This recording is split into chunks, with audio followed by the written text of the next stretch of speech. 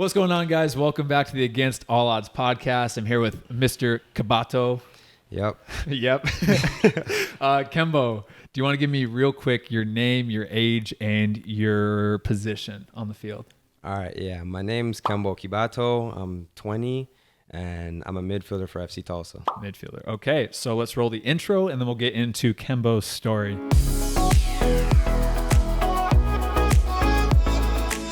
Okay, so Kembo, you're born in Toronto, right? Yeah, Toronto, Canada. Do you want to give me a little rundown of like your family? Do you have any brothers and sisters and all that stuff? I have one sister. She's 17, turning 18, 3 years younger than me.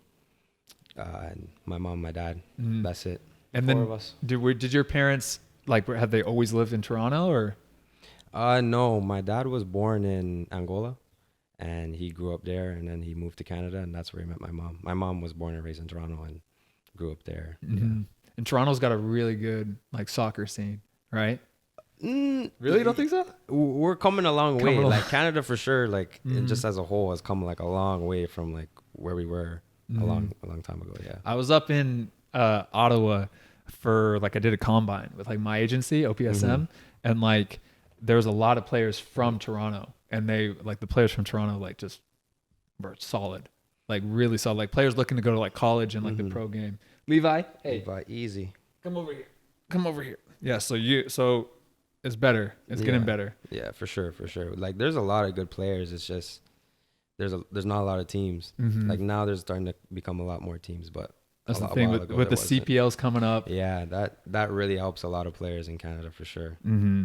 Yeah, because before it was just a few MLS teams, and then you guys just had like that semi-pro, like League One, right? Yeah, it's League One. It's like the semi-pro, but even that wasn't like a really realistic pathway for a lot of players. Mm-hmm.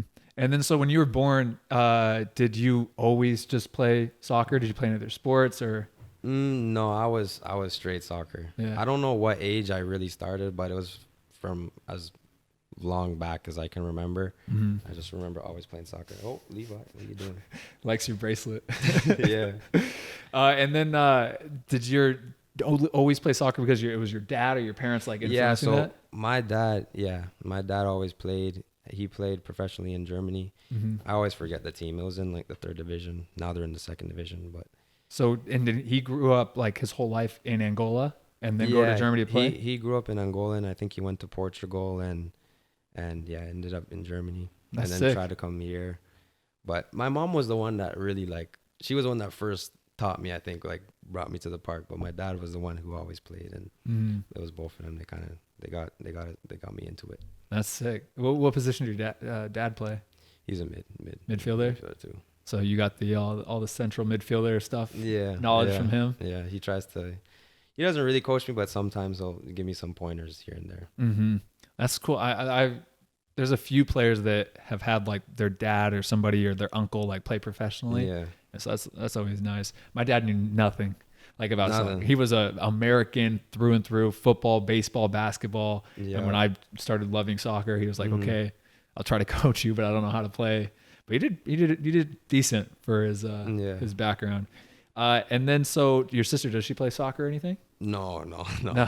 She doesn't play. But ever since I've started playing and she started watching me, Mhm. she's becoming a big fan. But before, like, she never really used to play or watch. Mm. I mean, actually, no, she did, but not like competitively or anything like that. And she's just in high school up in Toronto? Yeah, high school in Toronto. She just graduated. Okay. And then from like when you started playing, like till 5, 6, 7, or was it just like, were you on a team, or it was just in the park like you said with your mom? Or I think like it's like house league. I don't know if they have it here in the States. That's just like the ground one when you're a kid, like the 10-bit soccer. Like, yeah. I just played there for a while. Yeah, that's where I kind of just grew up playing. And they had like the teams, but it was like you were like Australia for one year, and the next year was Brazil and Argentina. Like that was the little 10-bit soccer days. Yeah. In America, we only have that for like 2-3 months. Is it Really? was yours year round or? No, I think it was just like a summer thing. Like it wasn't an actual team or. So for the rest of the year, what'd you do? Did you play like just by yourself with your friends, or I guess, yeah, it was just just with my friends. I don't really remember how house league were like, cause this was when I was like 6, 7. mm-hmm. I think it was just, yeah, you were on the team and you just played, and yeah. Mm-hmm. So you didn't play any like pickup? I guess in the winter. Oh, no, I played pickup though all the time. Yeah, even with when my you're a kid, friends. like just in the neighborhood or something. Yeah. What was it like though in Toronto? Because like the winters there are not not the best.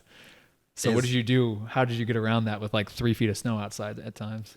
It's cold. Well, there they have like in Toronto, there's a lot of turf fields, obviously because of the snow, and they're all bubbled up. So whenever you were training, you would go into those fields. But, yeah, I've been to some of those bubble dome things. Yeah. But in general, though, it's too cold. I'm not a big fan of the cold. Most people that know me know I hate the cold. So they always say, "Oh, like you're from Toronto, or you're from Canada, you should be able to handle the cold." I'm like, no, I have African bones, so the cold is not for me. Would you rather have like this temperature on turf, yeah, 100 degrees? I'll take this for sure, because at least here, like I feel like I can move. When it's cold, I feel like my feet just freeze, and when I can't like get moving, things won't be happening. The feet's the worst. I remember times when in Germany in the winter when I was playing like you can't just layer up your feet. Like you can maybe throw 2 socks on. Yeah. But they're just frozen. Hands are frozen. Everybody always says like, "Oh, I'd rather play in cold because you can just add more layers." No. I would rather. I would rather have this too. 100%. I'd much rather have that. Mm-hmm. I mean, ideally we'd be training on beautiful grass and be even better. But yeah, I'd rather have 100 degrees than 32 degrees. Oh, for sure. Yeah. That's funny though. Growing up in Toronto, then it's a good fit. Yeah.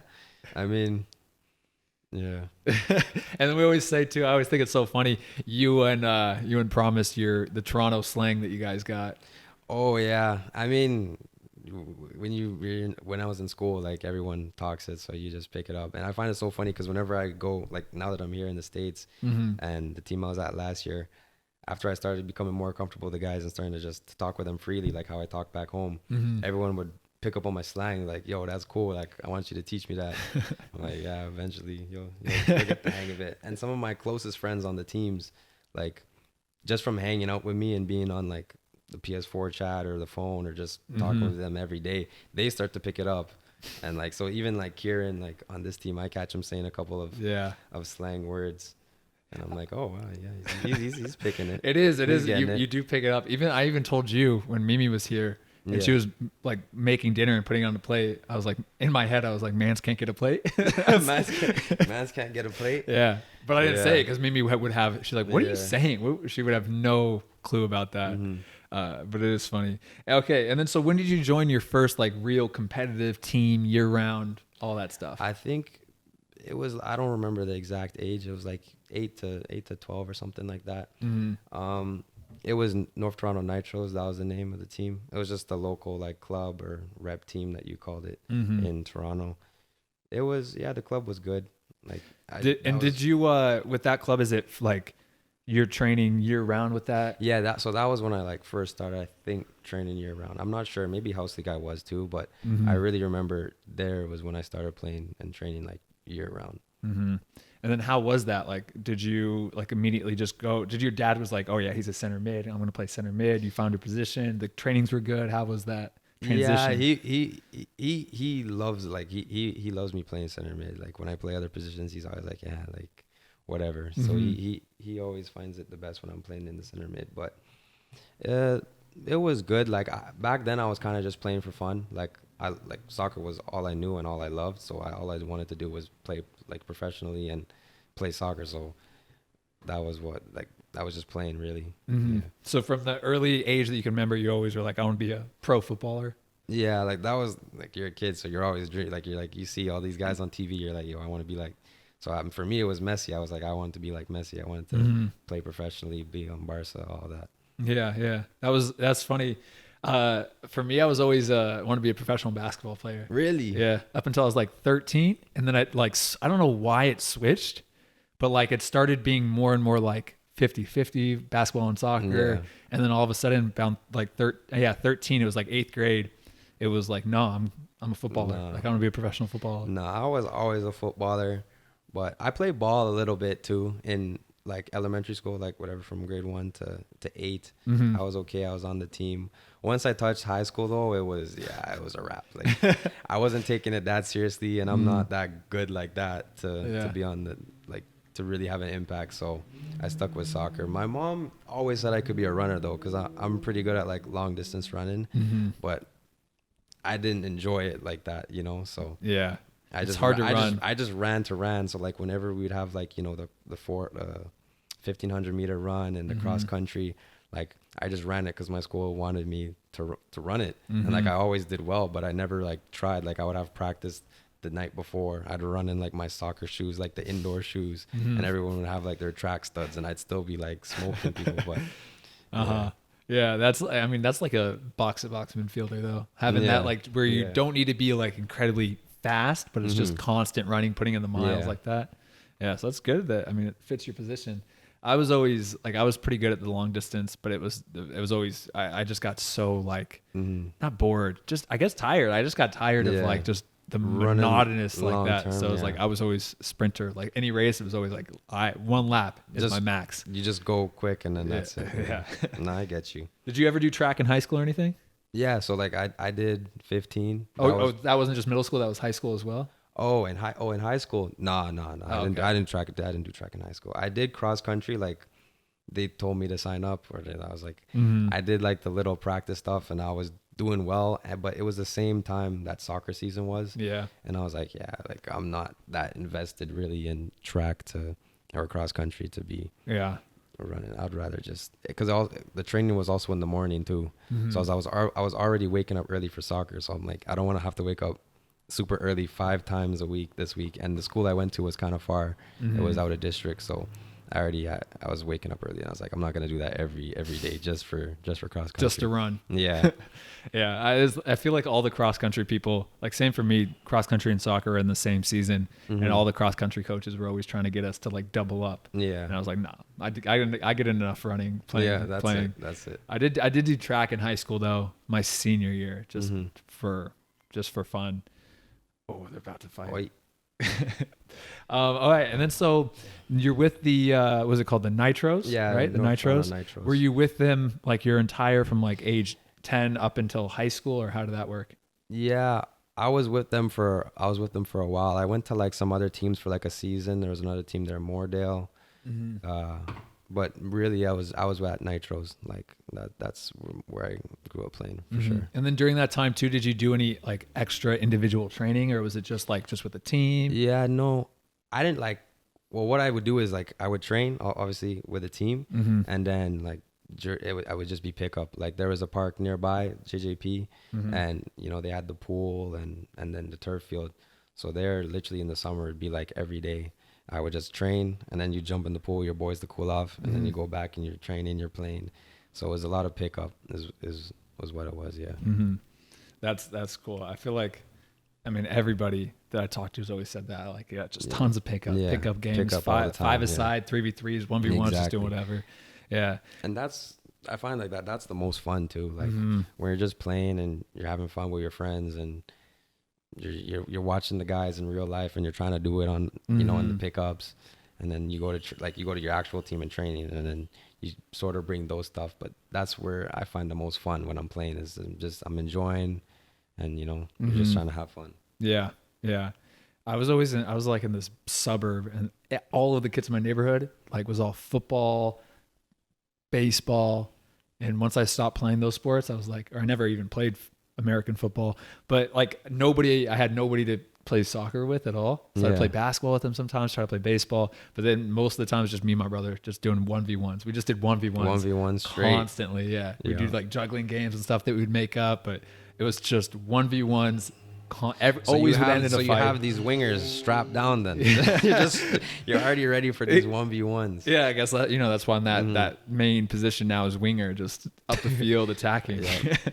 And then when you were like growing up, like going into high school now, at this stage, I know it's always hard to say, but were you like one of the standouts for your area, your city at all, or were you getting recognition at that point, like in terms of like the Toronto soccer scene for your age, or were you kind of like more under the radar? No, I was getting some recognition. Like the team I was at, Nitros, like I was one of the top two players on our team. Mm-hmm. And when I went to high school, I was like one of the best players. I was the best player for our team there too. So um I was getting the recognition. Mm-hmm. Yeah. And at this age, like 14, 15 now, Mm-hmm. because in high school in Canada, you guys are like, it's 14 to 18 pretty much. Yeah, Did yeah. you do the Yeah, freshman, it's just sophomore? 4 years. Yeah, it's 4 years. But you don't say freshman, sophomore. We junior? don't say. Actually, we had this talk about this with Kieran and Promise. Like Yeah. here, we just like back there, we just say grade 9, grade 10, Yeah. 11, 12. Yeah. I don't know why we call it those years. Like, I don't know what a sophomore like yeah, really that is. was what I like. Cause someone would be like, "Oh, like was this? I did something sophomore year." I'm like, "Oh, is that grade 9, 10, 11?" Yeah. I'd always be lost. The But only one I knew for sure was freshman. Cause it's like, Mhm. all right, you just start. That's the only one I knew like for sure. Mm-hmm. And then you guys go until grade 12 then. Yeah, I went Okay. to grade 12. Yeah.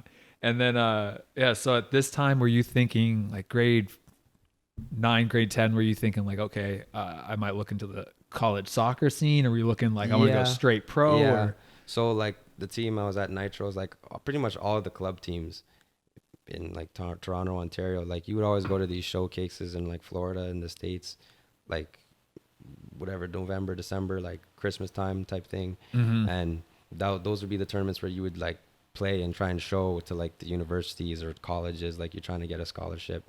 So that was and that was kind of like the option I had at the time, really, because you had TFC unless you went to Toronto FC. Mhm. And then that was kind of it really in Ontario, because Montreal was in Montreal and then Vancouver Vancouver was in Vancouver. So it was really the aim at the time was to try to go to a university or a college and then take that pathway. Mm-hmm. And then, did you get any interest from any like American colleges or Canadian colleges? I had a couple. I had offers to Clemson, and honestly, I forgot the other two schools. There was like some other two schools, but Clemson's a good program. Clemson was good, but yeah. And then so like 16, 17 now, like you're playing, you joined TFC Academy, right? Around this age? So when I was 16, I was with like the Nitros, and that's when you're just playing your own age, like the under 12, under 13, 14. And when I was 16, they jumped me up to like that was like the League One team. Mm-hmm. So that was like the men's team. So there was a couple of players on there who were like in college and university. So they were in their 21s. And so that was so I was there, and then I started like playing for that team. I was doing well, and I was one of the youngest players in the league. Mm-hmm. And from there, like they had like an all-star team type thing Mm-hmm. for that league, and I got brought up to that. And I think that's where TFC saw me. I'm not 100% sure, Mm-hmm. but that's where they saw me. And then we also had like another thing that year, like it was called the Canada Games. So we had like Ontario, Quebec, like all the provinces. It's like a mini Olympics type thing for Canada. So you have, basketball, volleyball, soccer, like all the sports like they do in the Olympics. Mm. And so I was at Nitros, and then I was doing well in the season, and then I went to the Team Ontario, and we won that. And it was right after that when TFC asked me to come there, and I joined that when I was 16, 17. Okay. It was 2017. Okay. Yeah, it's good. A lot of people too that I talk to, like, get an experience at like 15, 16, 17 training with a men's league team. Yeah. Where they're going against like full grown adult men, which feel is like good. That's what helped me and like really made me stand out, because a lot of the guys like at TFC my age were playing still guys their age, where when I was jumped up and they saw me doing well, like, and being like one of the better players in the league too, doing well. Mm-hmm. I guess that's where they saw me, and they're like, "Oh, let's see about having this kid here." Yeah, because it's like there's a difference. Like, I mean, you can be skilled. I'm sure, like, you're 16 U16 team is going to be really skilled, technical, everything, but there's a difference between like going into a tackle with a 16-year-old versus a 30-year-old. Yeah, for sure. And then there's a difference of just the speed of play, the like experience of like one touch, all that stuff. It's a big difference. But it sounds like, I mean, your first year, you're kind of like on the all-star team with that. It sounds like you transitioned well. I did. I had a coach who really liked. He was my old coach at the Nitro team I was talking about for like under 13. I don't remember what year it was, but he had a whole lot of belief in me, and he gave me so much confidence. I remember our team, so that Nitros team, we sucked. Like, our team was bad. We would lose like every game. I think the worst loss we ever had, or I ever had in my life, was, I think it was 16-0. We lost. I was like under 11, under 12 or something. We lost to like the top team in, it was called Moordale, and all those players ended up going to TFC. But we lost like 16-0, and that team sucked. But my coach kind of just like, and that was when I first started like really realizing that I was a good player and started separating myself from the other players on my team, because I just started, well, like back in the day, I was just dribbling. Like, I would pick up the ball literally from half and then just start going, because I was like, I found every time I was passing to my teammates, these guys were just losing the ball. So I was like, yo, I'm not going to pass anymore. I'm going to just take it myself. And then I was obviously watching Messi, so I just thought I was Messi back in the day. But so when I went to that older team, he had a lot of faith. Like, he had a lot of faith in me. So from the start, like, he played me, and at the time I was 16 and I was playing with like 20-year-olds. So I was like, oh, like, I didn't really know what to expect. I'm like, these guys might be big, and I was getting so many fouls, because back in the day too, I was like, I grew pretty late, so I was really short and like skinny back in the day. So any touch you would get on me, I would go down, and because I was dribbling all the time, I was getting fouls like every couple of seconds, like. And players would always be like, nah, this guy's diving. He's just a flop. He's going down. But yeah, that's good. I mean, I can see that too. Like even today, even now, I still have that like tendency, like where I'm dribbling, and if you get a touch on me, I'll go down. Like, you know. But it's smart. I mean, like, especially for smaller players, like that you're quick. Like, you beat like 2-3 players. You go and you're driving now. It's gonna like suck in so many, like, players are going to start to come in and like you're going to like create so much space, like wide too. And it's like, if you don't have an immediate passing option and they start to come in hard, then you just fall and you get the foul. And then now we can have an attacking free kick somewhere. That was me back in the day for sure. I was just dribbling nonstop, and there wasn't a lot of players, and there's not a lot of players in the world really that just, you see Messi, Neymar, Hazard that just go and just start dribbling and taking on players. And like when I was a kid, like U12, U13 or 14 or whatever it was, that was when I first started like picking it up, and I was dribbling. So when I ended up transferring to that men's team, my coach had a lot of like faith in me. He said, you know, go play like how you played, whatever, do your thing and dribble and all that. And that's where I started getting the recognition as like, oh, like this guy's he's a talented player. Like he's dribbling, he's taking on guys who are like 4 times, 5 times older than him. He's scoring, he's assisting, he's doing well. So that's where people started, you know, hearing about me. That's good. And I think it's so important too to have a coach that like puts that confidence in you. Because if he would have been like yelling at you, getting on you, like it's hard then to have like the confidence as a younger player than to like take that in the game and do what you're gonna do. For sure. Yes, that's good. What was his name? Herman. Coach Herman. Herman. He was from Cameroon. Okay. Is he still in Toronto? I think so. Yeah, I think he is. Yeah.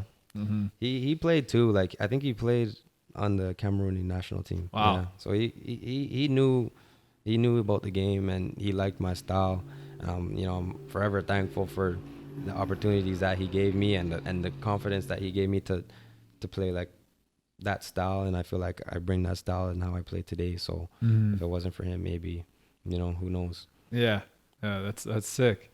And then why didn't you once your team, the Nitros, were getting beat 16-0, you didn't want to change and go over to Moordale? Or I don't know. I was 11, 12 at the time. So like at that point, like I was still young, so I just wanted to play just to play. Like, you know, like that was my team. My dad coached at that club. So I just stayed. Like I just stayed. I mean, at that age too, the wins and losses aren't. Yeah, the wins and important. losses was like, it sucked, like, and back then I thought it was like the worst thing in the world, and I was all emotional, like, man, we just lost, like this and that. But like, really, after the loss, after your cheese that one night, the next couple of days, like, you're back, and then it's back to normal. Like, you were still like playing with your friends. Like, Yeah. I was still young at that time. Yeah, I always thought that like my dad would tell me that, even like, look, your record doesn't matter at the youth level. It doesn't matter, because I would be I'd like get like caught up on a record, like, for some reason. Yeah. Like, oh, we're 5-15 this whatever with that, Yeah. and my dad's like, doesn't matter, like, you're just developing now. You're not gonna remember. And I don't remember any of my records back then. Like, I remember like the development. I remember my teammates, and I remember like I grew as a player. But yeah, I don't remember my wins and losses and all that stuff. Yeah, our team was bad. Obviously, I did not like it at all. Like, I hated losing, but it was just like my dad coached there, and I just ended up staying and playing. Yeah. Did your dad ever coach you? Like, yeah, he did. He did before that, Coach Herman. So I was there. I was playing like left wing. That one, yeah, that was when I was like 10, maybe 11. So I don't really remember too well, but like how the season was. But you just that was like the days where you had like the fast players, those fast strikers, and it was just those fast kids that just like ran the league, because you would just hit it long, and those guys would just run and score. Yeah, I remember those days. But I was a late bloomer like that, and same thing, like the fast kids that developed early, like they were just the stars back then. Yeah. So he coached me just for like a year. Was he like, my dad coached me in basketball. He coached me in soccer when I was really young, but he coached me in basketball up until like middle school and stuff. And he was always 10 times harder on me than like the other players. Like, I would do something that every other player was doing, and he could just get mad at me and like punish me for something. No, my dad wasn't like that. He didn't want to show no favorites or no like hard, like he just played like, was like me, with the same like he was with everyone. Like, he doesn't want to show extra hardness here or extra love here. You just, if I fucked up, then sorry for my language. No, you can cut it. It doesn't matter. All right. So if I messed up, like, he would obviously say something there, but he was like me with like how he was with everyone. Yeah. Yeah, it's funny. I forgot to tell you about that. You can cuss if you want. Okay. Like some people, like Leo was just throwing cuss words all over the place. Yeah. And then some players just don't say a cuss word at all. I don't really say a lot, but it slips out like that. And it's every now and then it'll slip out. Yeah, no, it's good. That means that you're feeling comfortable. That's what I want on the podcast. Yeah. And then so now it's like 16, 17. You're playing with the men's league team, the League One team. At this point, like, in your head, are you still thinking like, I'm going to give college a go? Or are you really thinking like, I'm going to progress up here, try to get in the TFC academy, trying to like go over to overseas, or like what is in your head right now? Well, one, I just wanted to be a professional for sure. That was my number one goal from when I was a kid. I always wanted to play professionally. That was like my dream. And TFC was obviously one, like you always wanted to get on TFC. But at the time I didn't really know like how I would get there, like, or like who, like, you kind of just play with your team and hope, I guess, that someone will call you up, I guess, to TFC. Yeah. And then, so it was really the college, like, so whenever I was going to like these tournaments it was the hope to do well so that you get these offers from all these colleges and stuff here. But it was in 2017 when TFC came to me at the end of the year, and then they told me to come there for trial. And when they said that, obviously you're excited, but it was just a trial. It wasn't like a full. Yeah. Like they brought me into their training, like with the regular team. Okay. So I was there, and honestly, it was so surprising too, because I'll speak on it a little bit more later maybe, but I have like this thing now where it's like I speak life into existence. It's like my saying, and that was the first year of 2017 was when I I wrote down on like whatever you call those sticky notes or whatever. I said like, I think it was like, I'm doing big things this year, and I put it on my mirror, and like that was what I like looked at and walked every day, like walked out my door every day, looking at and like thinking about. And that was the year when I went to that men's team, and then ended up starting on that men's team and having a good season, and then being an all-star, and then we won with Ontario. And then I remember I was talking to my friend, like just in high school, like we were just walking to like Chipotle or the hot dog stand or whatever food court was there. And I was like, yo, you know what would just complete this year is if I went to TFC. But I was kind of just saying it as a joke because like you didn't really know how you were going to get there. But you just said, oh, like, you know what would be so neat is if I ended up being at TFC at the end of the year. And then like 2 months later, they said, oh, we want to have this kid. And then I was there. I went in to like train, and then it was like 2 weeks or something. And then I spoke with the coach there, and he said, yeah, we'd like to have you stay here. And that's sick. Yeah, so that's awesome. I mean, it is so. That was probably the most significant year for me when I was 16. Like when things started clicking. Yeah. Because back then, like I was always a top player on Nitros. I was always playing really well, but there was no like Nitros is just a rep as a club team. Yeah, like, you know, so there was no real real change really. It's funny, like two things. Like first, it's like I'm like a big believer into like that speaking into existence, like manifesting something like that. Like, and I've done the same thing. Like I'll write stuff up like on like a Post-it note or whatever on a piece of paper and just have it so you're seeing it constantly. Because I think, I mean, whether it was a coincidence or not, like, I mean, there is something to say about constantly having that on the front of your brain, thinking about like, oh, this is gonna be a bigger year. I need to do a little bit more work. You know, you're treating every game a little bit more seriously. Like little tiny things do add up. And also like, it's really funny too, how every player will have like that year where you're doing everything the same, you're training the same, you're doing all the same workouts, and it just clicks. It just starts clicking. Things start, and it's funny because like players will like reach out to me like, yo, I've been training, eating right, doing all this stuff for like 3 or 4 months now, and stuff like isn't really working out for me. Like, oh, you got to do this for years, and then 1 year it's gonna just go boom, boom, boom. And like for me, it was my senior year of high school, my last year of high school, grade 12. Like, it just felt like. Same thing. I was doing the same workout, same training, doing everything the same, just being consistent. But then I was just getting recognized, like high school soccer, club soccer, colleges were reaching out, and it was just like, last year I had nothing. I was stressing about this. The same thing. Yeah, and it's just funny how that works. So 16 was a big year. So yeah, talk about the trial with TFC. Like, were you nervous going into that? Were you just kind of like, were you not even thinking about it because you were younger? Or? To be honest, I actually was not nervous. Like, I remember going in, like, I never really thought about how I was thinking going in, but yeah, I just remember going in and just like, oh, like, and I was confident because I was coming off of, like, I was playing well. Like, we just won with Ontario. Like, I had a good year.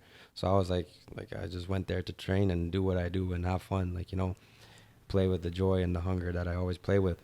And yeah, like, I just remember, like, I went there and I saw the players and I was like, yeah, like, this is the level I could play. You know, I know I could play here. And I just, it was cool. Yeah, it's always interesting to me about the mindset, like going into trials. Like, I've had trials where it's like exactly like that, where I'm like, I've no, like, complete, like, not even confident, but it's just like, you're just comfortable. Like, you're going in like no problem. Like, you're not stressing. Like, obviously you have a little bit of like anxiety meeting the new people, stepping on the field for the first time, but you're like, as soon as it starts, it's no problem. And then I've had other trials where I'm like, for whatever reason, just freaking out before, and I have a ton of that one stress. For sure. Like, I don't know, maybe because I was younger, I didn't really think about too much about it, and I wasn't so like pro because like that was like the first like time I was really going to like into the pro scene, academy, or whatever you call it. And I just went there and I just did, you know, just played, and they liked the way I was playing, and they told me to stay. I think too, like for me, the more I think about it now, like the trials where I come in with the most confidence is like where I'm also coming off of like good seasons, good play. Like you have that, you have backup. Like if it doesn't work out there, you go back with your League One team. That's not the worst thing in the world. And then the other times when it's like I've been the most stressed is when I've been to like trials or I'm coming off an injury, and it's like I putting a lot of weight on this. Like I need this to work out, you know? It just seems like versus like, oh yeah, just go in and play. But now that I think back though, like I think the earlier, like it wasn't do or die. Like I could have gone back, but for sure it would have been like, it helped a lot that I got in there. And I wish like I was there when I was a lot younger. And even a coach, one of my old coaches at the Nitros Club, he told me later on that I think TFC wanted me to go there when I was a lot younger, or to try out when I was a lot younger. But the coach that I had at the Nitros left the club, and he kind of brought the whole team with him. And I was a key player at the time. Like I was a top player on the team. So he never told me. So I didn't end up going to, yeah. So that was one thing, like, I wish, like, because I wish I went to TFC when I was younger, especially for the national team. Because, like, the national team, they for Canada, unless you were playing for Toronto FC, Vancouver, or Montreal, like, they'll only take you if you're, like, in a pro scene or you're playing in Europe, you know? So by the time I went to TFC, the under-17s national team, they just finished their World Cup. So the next thing I think it was under 21. The next national team call up I could go to, I think, was the under 21s. And I was still 17 or 18 or something. So it would have been hard, but yeah. So hopefully my aim is, you know, now I just have to have a couple good seasons and try to get to the MLS level. So then, because that's definitely one of my aims is to make the national team and to play for them. Definitely. For me, it's like, it's so important, like at a young age to be in like a competitive setup like that. Like I know Nitros is probably a good setup and training and everything, but if you can get into a professional academy setup, the earliest possible age, you can, I think it makes a big difference. And that for sure, like, it helped me once I went there, because once I was at TFC, I had, okay, like, now my dream was always to be a professional.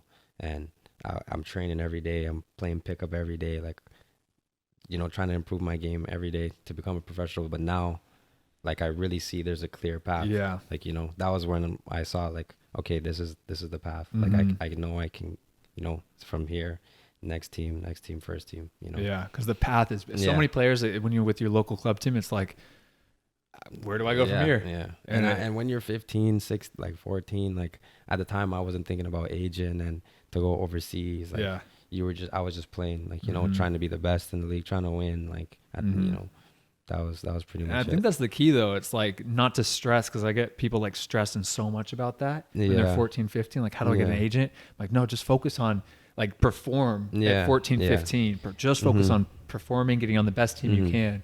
And the rest will come, you know, because it is true like that. With Nitros, were you training every single day, or was it just like? Yeah, it was like, I think when you're like 11, 12, like when I was younger, maybe it was like 4 times a week, I think is usually what it is at club teams. But I'm pretty sure it was like I was playing every day. Yeah. If it wasn't with Nitros, it was by myself. That's the thing that killed. Like, if there was one regret I have in life, like about my training and my career. Like from 11 until 18. 18. I was my club teams trained twice a week. Yeah, a lot of teams don't. Yeah, when you're younger, they don't.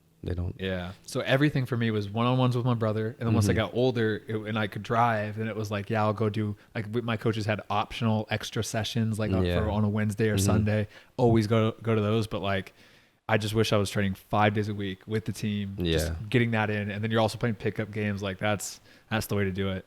And then, so what was the difference did you notice between like the trainings at Nitros versus the trainings at TFC Academy?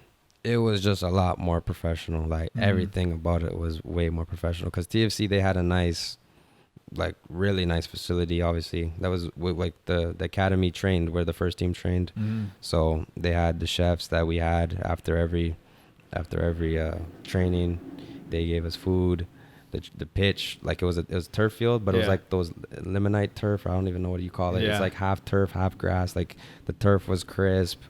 You know, the coaching was so much more serious. They had all the equipment where, like, when you're playing with Nitros or like a club team, Moordale or all these clubs, it was, you know, sometimes you're playing on this bumpy grass field and then you're at this turf, and then the session on Wednesday is at this other turf that's long time, that's like super thin. We're there. It was every day there, routine. They give you your training. Like, you back at Nitros, I was the one washing my stuff or whatever. We're there, you're throwing your stuff in the bin. They have the kit man that does everything. So everything was a whole lot more professional. At this point, were you because some players get into that setup and like they get a little like complacent, like, because you're really in a pro setup. Like, you feel like a pro. Do you feel like you got complacent at all, or you just, or the exact opposite, it motivated you more to train harder? I don't think I was complete. Like, I didn't get complacent when I was there, but it did change me when I went to TFC, because I felt like when I was younger, like, I just played so, like, I was just dribbling and nonstop, and I just did my thing because I was like the youngest players or whatever. And then I remember when I went to TFC, like I was with all these guys who were supposedly like, you know, the best in Toronto or the best in Ontario for like our age. So that I took a little bit of a step back. Like it's not like I was complacent. Like I still played and I was trying to be the best that I could, you know, but I did feel like I was like, oh, like I'm in a pro setting now. So I can't be like, you know, playing the same way that I did, you know? Yeah. If that makes, I don't know if that makes No, sense. yeah, But. like, no, it does. Did you, do you think that was a mistake? Oh yeah, for sure. Yeah. I mean, I did the same thing. But I don't regret it. Like I feel like I learned that, and you know, it helped me. Obviously, like the higher you get, you can't just be like taking the ball from half and trying to go to goal. But it's, you know, it's about having confidence in playing. And yeah, sure, I'm with top players, but I could play too, and I can do these things too, you know. And I feel like it's a kind of the attitude and the mindset of like a lot of the coaches and the players there. Like when you're at TFC, you thought you were the best. Like every player thought they were the best, you know, where when I was at Nitros, no one was really like kind of cocky or kind of like that. So I was just playing, you know, but everyone there's like, oh, I'm the guy. Yeah. So I was like, so I did take a little bit of a step back, which I mean, I learned from it and it was good. And I feel like I wouldn't be where I'm at today if it wasn't for that. So yeah, because it is true. When you go up to a higher level, anytime you make a step up, you do have to like adapt your game a little bit. You have to adapt a little bit. But you don't want to change it. You don't, yeah, exactly. And I've done the same thing. And I didn't change it completely for sure. Like I didn't change it completely for sure, but I wasn't playing the same way. Like before I was a true number 10, like just dribbling. Where once I went to TFC, and it was also like now I'm in a pro scene, so these coaches want you to have their, you know, worrying about their tactics and this and that. So now you have to follow a lot more tactics. Where when you're playing, when I was younger, it was kind of just you play free, you know. So now it's kind of under a lot of restrictions and starting to pass the ball more and not dribbling as much as I was when I was like a lot younger. Yeah. I made the mistake of like my first time, like it was with Sacramento Republic as a training player. Of like we had a very like the Preki, the coach there, I love that coach. He was very tiki-taka build up, the ball doesn't leave the pitch, like it's always gonna be on the ground to build up. And I came from like more of like a finding behind, running behind, especially when I play winger, full back, like little long ball, switching ball out and go and attack. And like I think I had to adapt my game to that and like still like try to play with the ball a little bit more on the ground, shorter passes, quicker, less touches, but there's still that element of like switching the ball and attacking. It's still football. You can't take it fully. And I took it so seriously I'm never making a run in behind. I'm always going to be checking too. And that wasn't my game. And then I felt like I got in my own head and I struggled a lot like that first year. And then I realized I'm not even the same player. And you're like, I lost my identity a little bit. But it's hard though, because like you go up to that next level and you want to like succeed at it. So you try to adapt, and you have to find the balance of, you know, learning the system, adapting, but still keeping your own self and playing how you know how to play. Because I mean, football is football wherever you go. Like everybody's like, what's the difference of the style of play? Yeah, there's differences of style of play, whether you go to Germany, New Zealand, America, Canada, whatever, even team to team. But like football's still football. Like you're still gonna play. It's all the same kind of stuff. And I think that is a big learning point, but you have to go through that. You have to learn it. For sure. Yeah. So how you were at Toronto Academy for 2 years, right? Yeah, pretty much 2 years. Yeah. Was the second year better at all, or did you feel like you were still? Yeah, the second year was a lot better. Like first year I was kind of there. I was just getting into the system. I was new. So that's where I feel like that played a fact too. Like I didn't come in, and that was my first time really going into a team like that. So I kind of came in, was, you know, following along, fitting in with the team. And it was really more the second year was when I the second year actually we had, so that League One season, I tore my groin, and that was the first injury I ever had in my life. Yeah. Like besides like 17 or 18? Yeah, I was 17. So you get like these little knocks or whatever, but that was like the first one that like took me out for a while. And like that was one of the worst times too, because I remember I was kind of like fighting it too, because when I first went to TFC, all the kids, they were like, bro, don't get injured. If you get injured, these guys are going to keep you here. Like they're going to like keep you for a long time. Like, you know, like you have to go through all these processes. Yeah. So I remember when I was feeling it in my groin, I didn't tell like, you know, and I was kind of playing on it. And then even when I got injured, I wanted to get back so bad that I kind of rushed back a little bit and then like redid it. So I remember, so we had like the League One season, and for that whole season, like I was either out or playing like not even like 20%. Like I would get it to where it was the worst. It was the worst system. I would play the game, literally like rip, like tear it, or by the end of the game, I'm like, I'm limping, I'm struggling to walk. Yeah. And then from the regen day, the whole week, I wouldn't be trained. Like I'd be training, but trying to like rest it as much as I can while I'm training. So that by the time it got to Friday, I was 70%. And then it would be the same thing again. Do it again, back to like square one. And then Monday to Friday, or, you know, rest it as best I can. Same thing. And then until like it really did it again. And then, but pretty much I was out for that whole like 3 months, like not playing either out or like playing at like 50%. Yeah. So that's how long it took from like the first time you felt it from to the first time I felt it to the end was like 3 months, which was like the whole summer season. Yeah. And I think again, like it's another thing that you have to learn. Like it's like you said, you're going to get like little strains, little weird groins feeling weird, quads feeling tight, you know, dead leg or whatever as a youth player. And you are like, you usually like, you're always going to come back the next day, maybe take one day off, and then you're back playing again. And you do have to go through that first one where you're like, this isn't a typical injury. Like this is worse.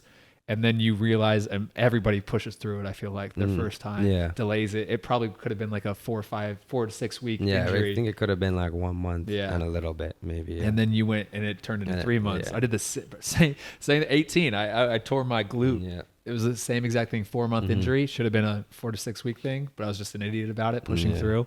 But you have to I feel like you really do have to test your limit to find what your limit is. And then, so then in the future, you know exactly when it happens.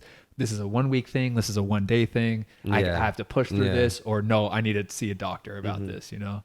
And honestly, like, I feel like I've been fairly lucky with injuries in my career, like knock on wood or whatever it is. Hopefully I, you know, stay like that. And that was my first one. So I didn't really know like muscle injury like that. That was my first real one. So I didn't really know how to, like take it seriously and stuff like that. And everybody there too was like making it worse, because all my like everybody on the team would joke about it. They'd be like, yo, this guy Kembo loves the medical room. Like, yo, he loves it. Yo, you love being an injury. And like that used to just piss me off, because I was just like, or like be in the gym, because when you're injured, like you were just in the gym, and then you do treatment and then go home. And people would just be like, yeah, you love being in the gym. I'm like, yo, I hate it. I hate it. I'm like, no, absolutely no. Yeah. That was my thing that pissed me off, when I had like a year or two spell of just like, like you get one injury and it kind of leads into another, then you're out of shape a little bit. And like when people were like, oh yeah, like he's injury prone. Like, bro, my first ever thing was when I was like 18, that one muscle strain. Yeah. Played every single game in college. No problems through the 4 years there. And I had like another bad year with just like little tiny unlucky stuff, dislocated toe, patellar tendonitis, stuff like that. And everyone's like, oh, he's injury prone. Like, I have one bad year in my life. Exactly. And then everybody made me so angry. Yeah. So everybody was on me that one couple months for that. But I realized like you learn, like, you know, you can't listen to that. You got to do you know your body. And when there's no need to rush back, you know, just take your time. But it's easy to say that now. Yeah, it's easy to say that now. But back then I was just like, yeah, let me get back so these guys can stop being in my ear about, yo, I love it. Plus I also wanted to be back too. We were mid-season, you know? So then this year so you're 17. This is grade 12? So I went like when I was in grade 11, when I was 16.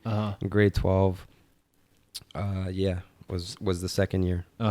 So this year now, like you're getting close to graduating high school. You're with TFC. And now you're getting you have a few college offers still, right? So at this point, are you kind of just like, oh, we'll see how it pans out with TFC. We'll see what kind of comes, or like what? Yeah, I was kind of like future. I was straight on wanted to just be like professional, because now I was in the professional club. My aim was obviously to play for the first team. That was my goal. That's what everybody wanted to do at TFC, was just play for play for the first team Mm-hmm. and just play professional there. So like I wasn't thinking too much about college or any of Mm-hmm. that anymore. It was just I want to be a professional. Did you Straight. turn those down, or you just like I didn't know. I keep them in didn't turn.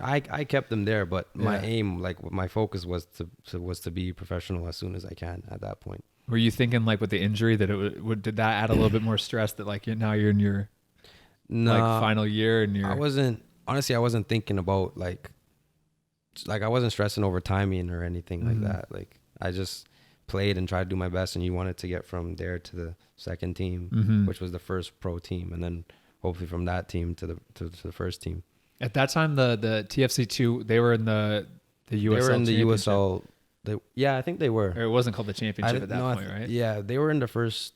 Well, not first division, but the first USL Yeah. league. I remember, but they sucked. I think like I remember they were always losing. Uh-huh. But Yeah. yeah, And then did you see a lot of like your own teammates making that jump up? I did see. So I saw a lot of my teammates jump from the first year. There was like 3. I think there was 3 that went from the first year, and then at the end of the second year, there was a lot more that went up. And then that is a year at TFC where they kind of take you or leave you, because that's after your grade 12, like you're done school, Yeah. you know. So you either go to college, you were either jumped up to that team, or you were like taking a year off and still there, but you were kind of you were now on the older age of TFC. Like the year before, you were like you're with your age group, but then if you didn't go up that year, you'd be with like the younger guys now, you know. So yeah, that's how it was there. And then so what happened? What was the next step after that? Like now you graduated high school, like now what happened? When I finished high school, my aim was still to be a pro, and I was still at TFC. So I was like, all right. And I just came. So we had that season, the League One season, and I was injured for most of that season. And then we had another season, or like another like USSDA or something like that. Or I think it was what it was called. That was in the fall. Yeah, that was in the fall. I was back from injury at this point. That was when I started starting, and I was playing really well that season. Like my coach was coming to me saying like I was getting like we had like a ranking thing. Like he was giving ratings every game. I was putting up like really good ratings, 8s and 9s all the time. He was saying, you know, you're doing a good job, keep it up. I had a really good season. And then at the end we had like a Florida showcase where they brought a couple of the first team guys down, or not first team guys, but pretty much all the 2000s and then 01s. They all like came to and we went to like some tournament, and yeah, that tournament, like it was, that one kind of was a little bit, it kind of pissed me off a little bit because I had such a good year, and then I remember I went there, and I guess when top guys come down, you know, they have to take your spot or whatever.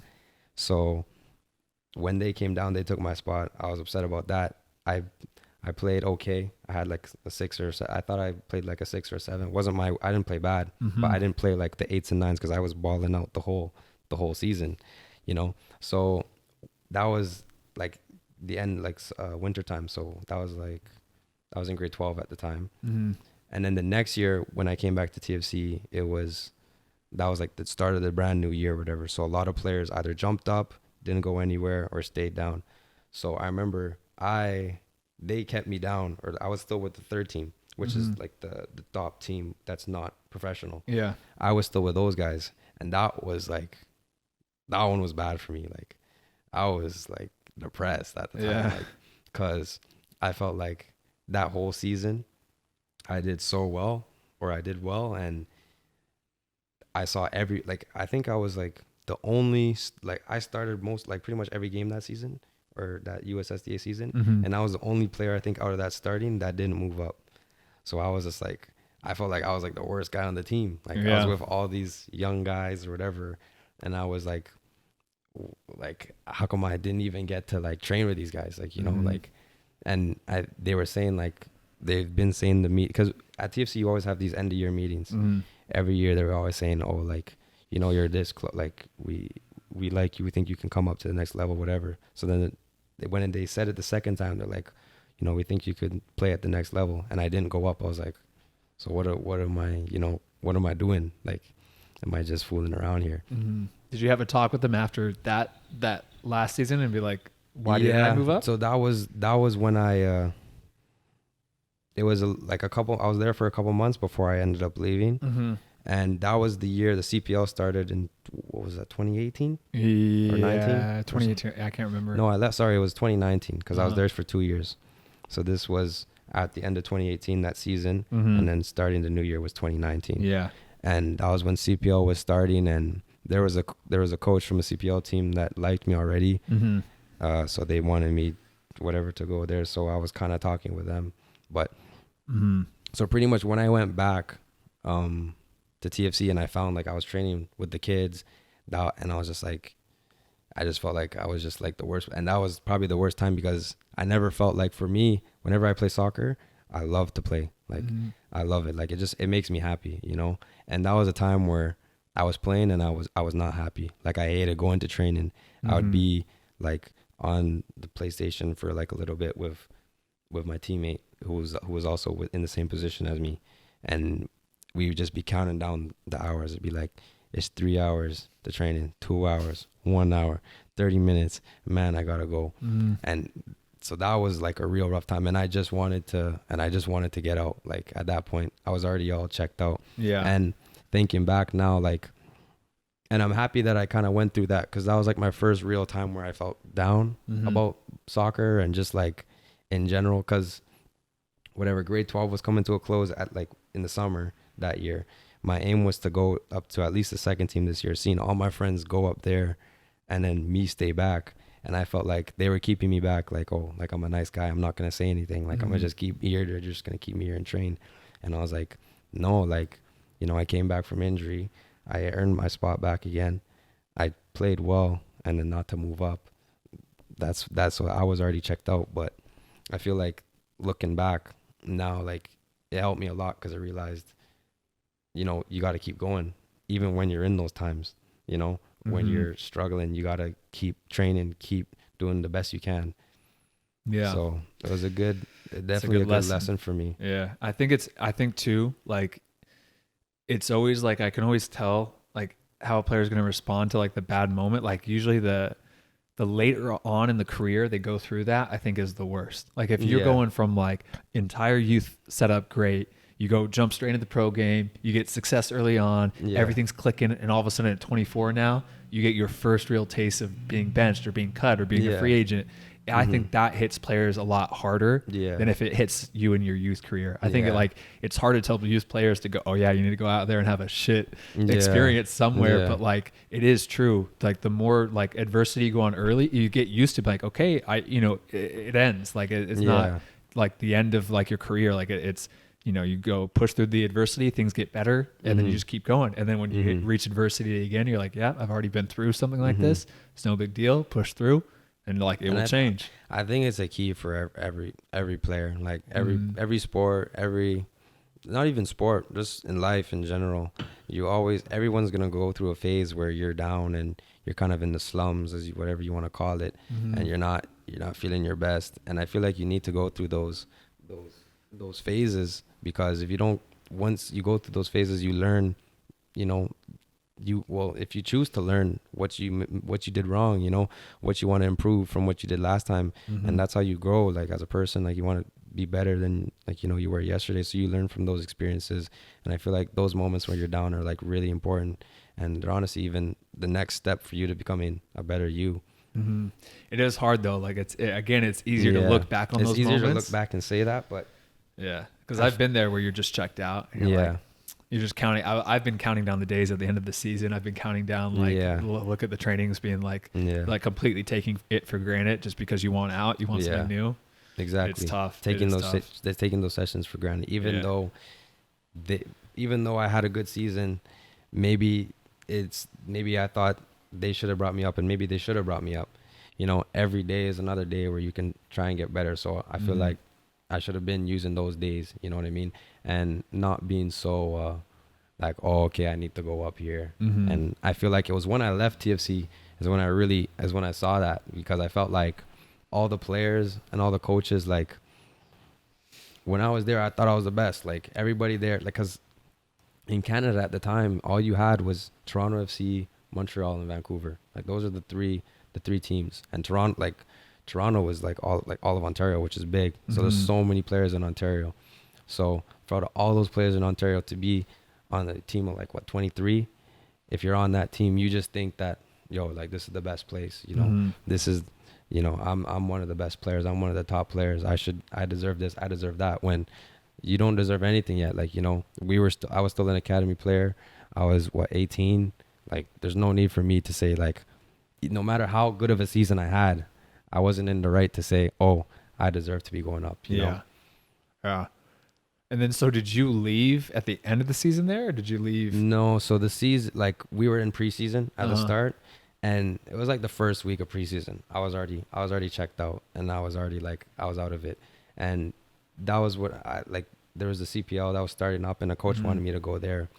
So I was talking with him and saying, like, whatever, like, I was done with TFC. I'd like to leave, whatever, go to start, try something new in the CPL.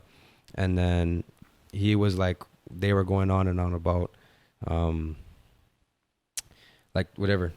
There was a whole scramble. Well, not scramble, but, every CPL team was finding their players, It was it was a brand new, like, they had to buy or get 20, whatever, the whole new roster. Yeah. So he was going through all the roster. I was just there in the meantime, training at Toronto FC, and my agent at the time was, talks with those guys there about when the preseason for CPL was going to start and when I would go there. And I remember I had kind of like an agreement with them that I wanted to, if they would sign me, I had to leave TFC before they would sign me or whatever. Mm-hmm. And so I was just waiting for that moment until I left. Mm-hmm. Okay. And then, do you want to say which CPL team it was? Yeah, it was Forge. Forge FC. Yeah. Okay. So yeah. And then but it didn't work out there, so, right? Yeah. So that didn't work out. So I was just training at TFC, right? Yeah. Until I went to preseason at Forge or whatever. Mm-hmm. And then by the time preseason started, I had my last end of whatever. I said to my coach, I said, oh, like, whatever, I'm thinking of leaving. I've been here now. I felt like I had a good season. I feel like I'm not progressing up. Mm-hmm. You guys are not progressing me up. This was me at the time, thinking back, like, whatever. But this is what I said at the time, just I felt like I not deserved, but I was like, I feel like I train hard and I see other players going up and I'm not even getting a chance to even train. And you guys say, like, I can be playing at this other level. I should be playing at this other level, but you're not putting me up there. Mm-hmm. And then he was kind of like, the coach was just like, oh, like, we still think you're too small. Like, I know you're a family guy. Like, you're going to miss your family if you go elsewhere, or just all this stuff. And like, that was when I really and when I left there too, like, I realized, like, that was when I realized, like, I feel like a lot of people there, like, thought that they were the best because there was no, like, if you were there, there was nowhere really else to go. So you thought you were the cream of the crop. And he was saying stuff like, if you go somewhere else, the grass might not be greener on the other side. And, if we wanted to take you back, like, we'll never take you back. Like, you know what I mean? And you'll want to come crawling back and we won't take you back. And once you leave TFC, you don't come back. Like, it was always, yeah. And the thing is, I liked the coach a lot, and I had a really good relationship with him because, like, during the whole season, he liked the way I played. I liked him as a coach. I liked him as a person. It was good, and I was happy I had a coach like him, and but you're starting to see that it was like it's a business now. I was starting to see it was a little bit of a business, and you do have to look at it sometimes and just be like, I mean, whether, even if it was the right decision to leave or not, like, you have to, in your gut instinct at that moment, if it's to leave, and you're in looking my gut instinct, I left, and I'm so happy I left because I feel like it was the best thing for my career. Yes, maybe I could have kept grinding and going there, but I think I needed to get out that system, and getting out that system made me just take a step back and see from the outside of how I was there and see what I could have done better when I was there, you know. And I feel like that also really helped me too, like just grow and just become a better player. You have to like balance that of like pushing through adversity and like being perseverant and like not just quitting at the first sign of like trouble, with also not trying to get somebody who, like, if you're an orange, they don't like oranges. Like sometimes it just isn't going to work. It's not a good fit. And so like you have to balance that, and you know in your gut when it's the right time to stay and stick it out and get out of the mud and grind through something, or if it's the right time to really leave and look for a better setup. And I feel only you can know that. Yeah. And I feel like that, well, for sure that was what it was, because I didn't feel like it was a place for me. I said, you know, I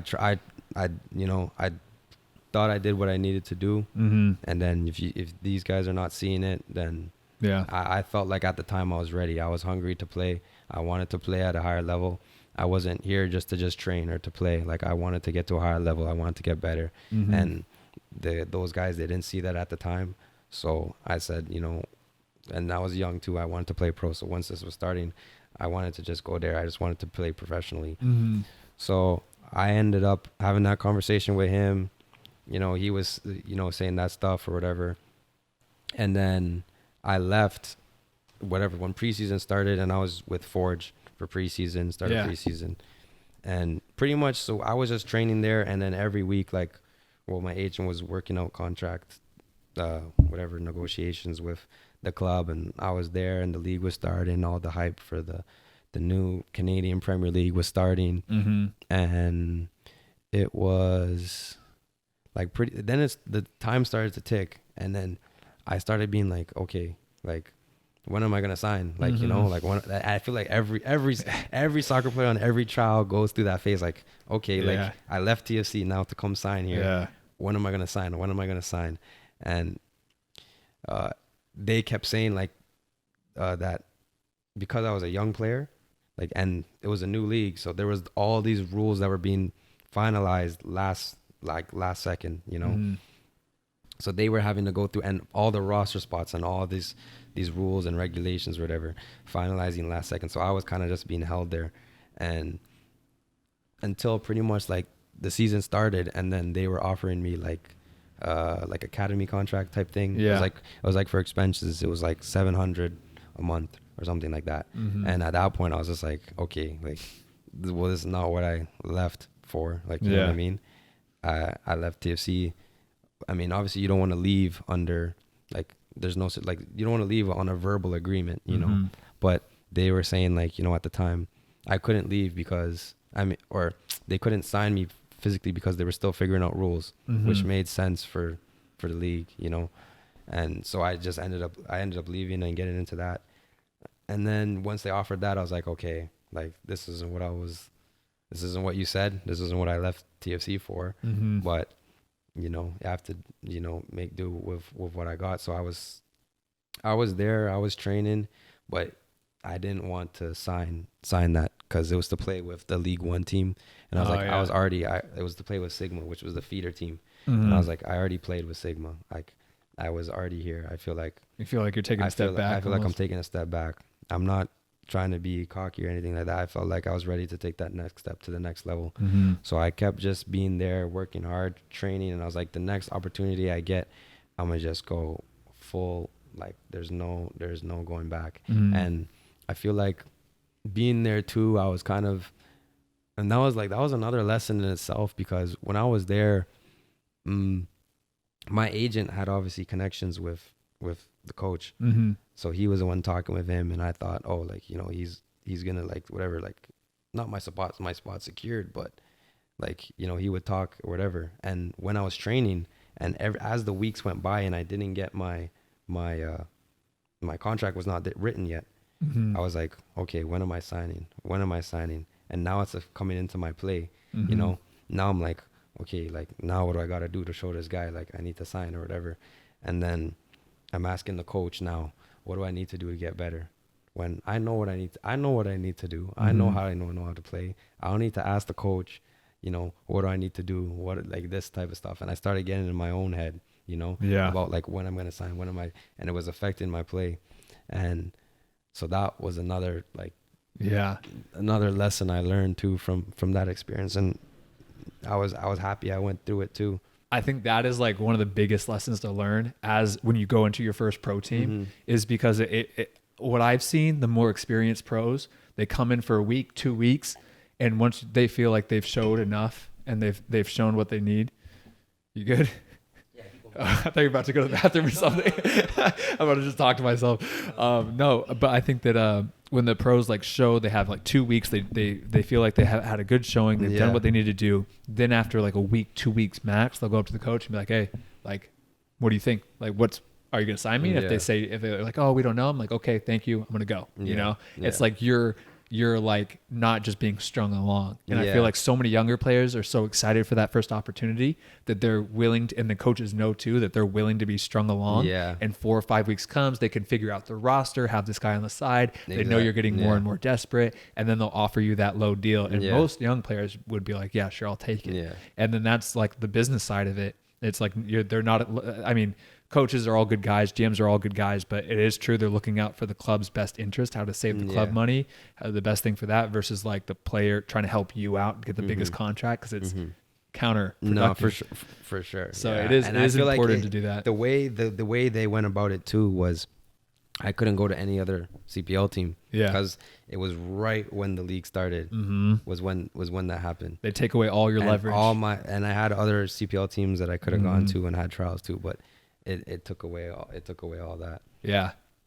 And I did the same thing with Sacramento. I was there. I was there for. It was a 2-day trial. They literally said you got 2 days because I knew they didn't really think I was going to show anything.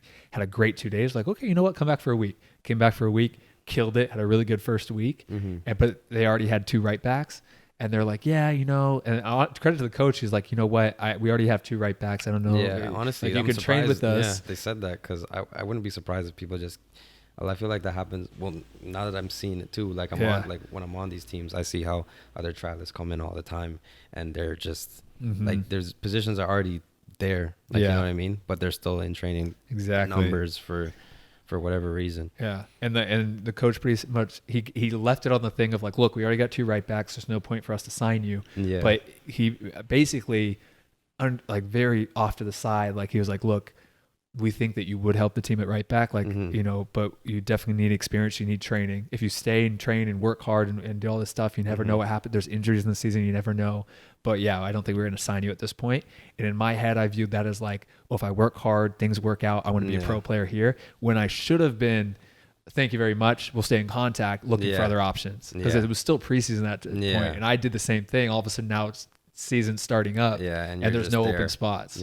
So it's a learning, again, it's another learning experience you have to go through because it is hard when your rookie year to go up after a week, 2 weeks and be like, so I'm going to go or unless you sign me, you know, it is your first year. You're just trying to get on and you're trying to do whatever you can to get on. And it's interesting though, you didn't take that contract because I feel like most players would have taken that. I feel like most players would have taken it too, but and the thing is, I had nothing else on the table. I had nothing else.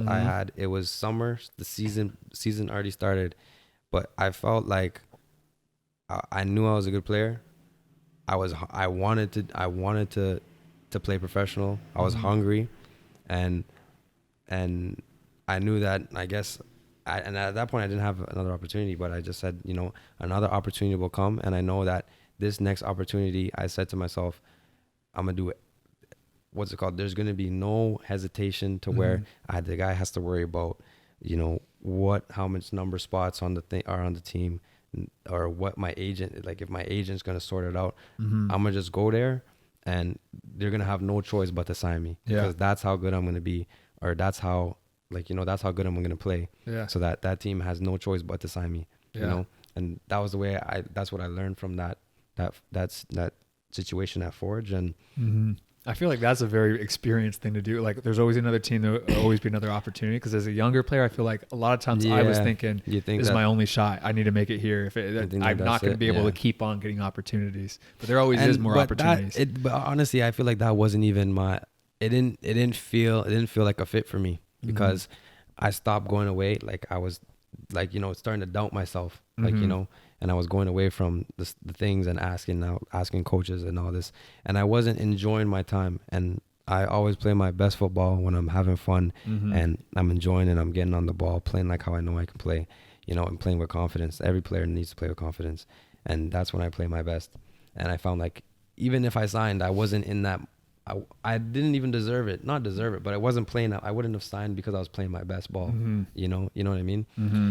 So, and even that one was kind of hard for my mom too, because like I remember she was like getting hyped about this whole Mm-hmm. new league, and this was going to be my first like contract, and she was telling everybody like, or my whole family, like, oh, like Kembo's going to go here, like she was getting so invested in the league. Mm-hmm. And then when it came to the fact that I didn't end up signing, like obviously I was like really sad, but like Mm-hmm. she was like sad too. Like, you know, like she was like, oh, like she just wanted to see me happy, so seeing me sad made her sad, like, you know.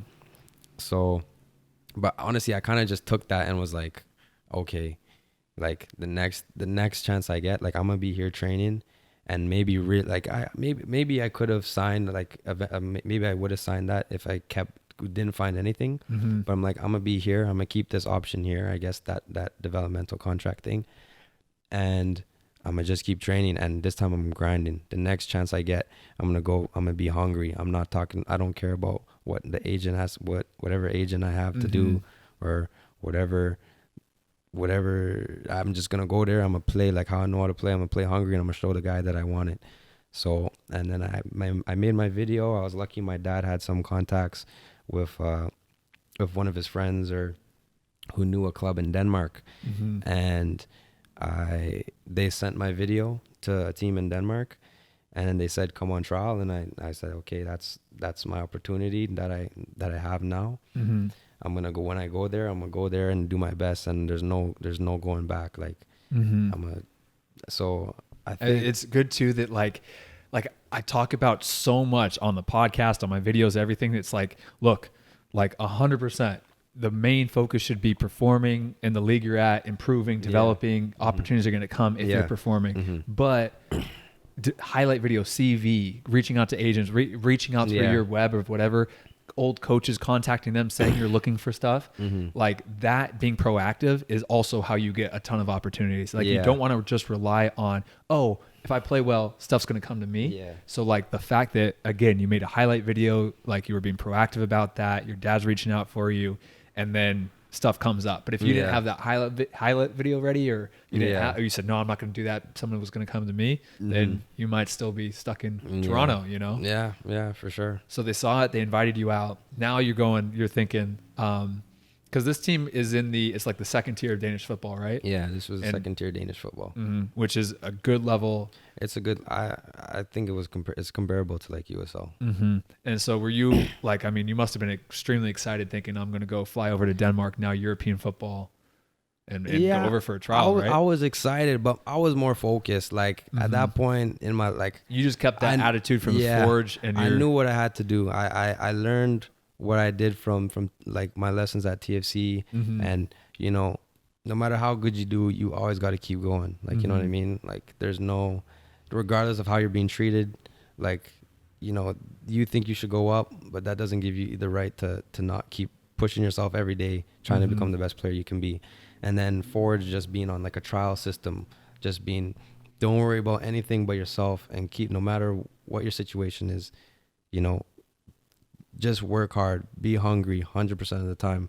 So I took that to Denmark, and we got there on like a Monday. And what time of the year is this? This was like summertime. So it started CPL. Okay. The CPL, there was a couple games, and then I left. And then in Denmark, is it like Scandinavia where it's the season is different? Is it European? It's model? the European. Okay. It's the European. So you're coming at the beginning of the season. I was coming at the beginning of the season. So they were just starting their preseason, or like they were in their preseason. They had their team. I came though, but when I first came, it was just like I wasn't with the first, like not the first team, but I wasn't with the team. It was like a whole lot of trialists. Yeah. It was like maybe 23. It was like a team of trialists. It wasn't like a crazy amount, but like 23 guys, with a couple of those guys coming down from the first team. And I did well. Like I went there and I did really well. And after like 5 days, I was like the first guy everyone there who they said, all right, like we want to sign you, Mm-hmm. this, that. My mom was all nervous because of all the stuff that happened about the signing. So she's like, until we see the paper, we're not believing anything or whatever. Bro, that's the attitude everybody gets as a pro. Like at the first time, you're just like, you're all like, all words or like emails or like coming to preseason and stuff you're so excited about, and then it hardens you to the point of like, as soon I'm as not even gonna smile until I put pen to paper, and then I'll go thank you, and even then you still don't know 100%, but like it hardens you to the point of like 100. That's every pro has the attitude. It's funny. Nah, so when I was there, like I was there for just it was just 1 week. I think it was a 2 week. It was a 2 week trial for everybody. Yeah. I was there for like a week, not like 5 days. And after the 5th day, they're like, all right, we want this guy. And then everybody, like all the staff, all the assistants, goalie, like every coach wanted me there. Mm-hmm. And they contacted my parents. Obviously, they told them. Then they were negotiating a contract for a couple of days. They said I would go home to Canada to like get my stuff, spend 2 weeks, say bye to everybody, bye to my family, and then come there for the season. So I went home. They're getting the contract from them. I signed it. And at that point I was like really happy because everyone's happy when you sign your first pro contract. That was my first pro contract. Mm-hmm. And you know, I was in a place where I was playing really well. Coach really liked me.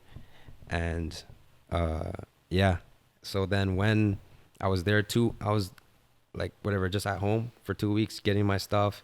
And then one of the coach that was there, he contacted my parents, and he ended up, so he had parted ways with the club for I don't know whatever personal reasons or something. Yeah. But he really liked my style of play, and he was like, you know, I really like this kid. Like I don't know how TFC like let him go. So he's like, he's sure he's not. Like he's not under some bind by TFC. Like they really let him go or whatever. And he's like, I'd like to help him out in the future. Like whatever, if he needs help, I'd like to help him out. And you know, my parents were obviously kind of like in contact with him. And at this time, I didn't have an agent. I parted ways with my other agent, and then then I went back to Denmark, and it was the start of the season. The other guys that were there were just finishing up their trials. Mm-hmm. So then there was 5 of them. So 5 people from that trial ended up staying. Mm-hmm. And then so it was us 5, and they had us in like a really nice setup, to be honest. It was a house, 3 floors. At first we were in like a motel for like a couple weeks, but then we moved into a house, and it was nice. And preseason was preseason. Like we were playing, I was playing really well, and I was one of the out of the 5, like I was the closest to the starting 11, if not like the first, like if not starting, like a couple of the games I was starting, you know. So I was like just playing really confident. I was happy with my whole situation. I'm at a pro team, and I'm playing with the first team. Like, you know what I mean? They're seeing use in me, where at least the other guys, they need to prove themselves a little bit more, where I was like right there, you know? Mm-hmm. And then season came, and we didn't have our visas yet. Mm. So we would have to wait for our visas. So we weren't allowed to play. And the guy that was there that was helping us get our visas we was just taking a minute. Like we had to get our health card to get this, and then this to get that, and then that to get this. So it ended up taking us like so long. And then as the weeks went by, I was like, because I was expected to come in and like right into the team, make an impact. I was if not the 11, the first 3-4 guys, like, or the first 3 subs that come on, you know.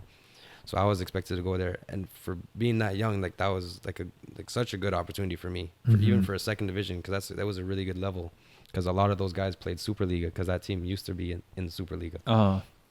So, but then I was just on the bench. Like after preseasons ended and all those games ended, I wasn't allowed to play, so I was just training and just waiting on the visa, waiting on this thing, waiting on this to get that, and that to get this, and then season goes by. You're not playing. Yeah. Other people that are below you in your position start moving up. You know, they score goals, they assist. They're getting the Coaches confidence in their eyes. And it was a new coach too. Uh-huh. At the start, that coach liked me, but I guess as other guys start performing, you know, Mm-hmm. and I'm not, and I can't even, and it got to the stage where it was like, I'm just training, but I can't even, like I can't even play. Like It's I like can't. for what? Like what? It's not that I was like, it's not necessarily for what, but it was like, I can't actually do an impact. Yeah, Like, yeah. you know, because obviously I'm still training hard. Like, Mhm. and I knew like there's no, every day is a day where I got to train as hard as I can. There's no, Mhm. even though I can't play, it's not like I could just mess around. Like, Yeah, you know, yeah, yeah. so I was still training hard and showing like I wanted to play, but it was still like, I can't play. You know what I mean? So I am kind of training for what? Like, you Mhm. know? So by the time we did get our visas though, we were already like 2 months. Like we were there for a while without being able to play. 3 months even. I don't remember how long it was. Mhm. And our team, that team was doing really well because they just got relegated. They still had a whole lot of Superliga players, and so we were just smoking every team. 3-0, 4-0 before half, 5-0 games, and then like now our visas were finally in, and it was the first weekend where I thought I was going to be on the roster. And I remember they gave out the roster and I wasn't on it, and I was like, okay, like I was expected to be on it. Like I was like, now I'm here to play. I expected to be on it. And then next week it was the same thing. I was like on the 19th man, like Mhm. the if someone gets injured out of the 18, I'm Yeah. the next guy to come on.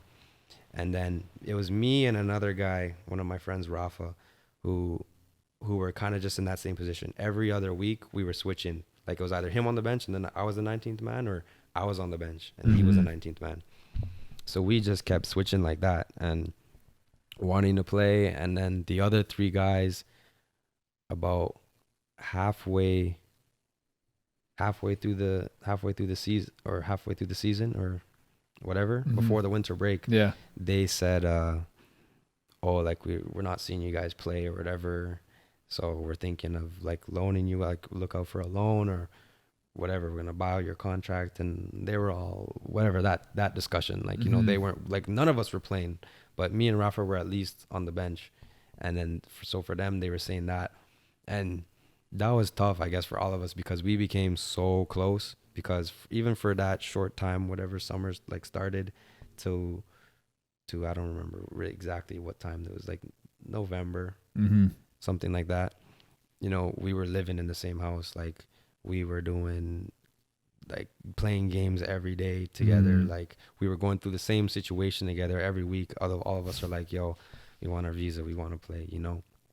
So to have them now, they're like, oh, like we felt like we built like a, you know, a little family. Mhm. And then those guys had to go. So that was tough for all of us. We're like, oh man, like, you know, and then it was the same I thing. think that's one of the hardest things as a pro too, is like every year, like even if you join the same team again, Yeah. like every single year Yeah. there's turnover of your best friends. Yeah. Like my absolute like For two sure. best friends from last year, like Callum and Andrew. Yeah. Like they were like, we just messing around all the time.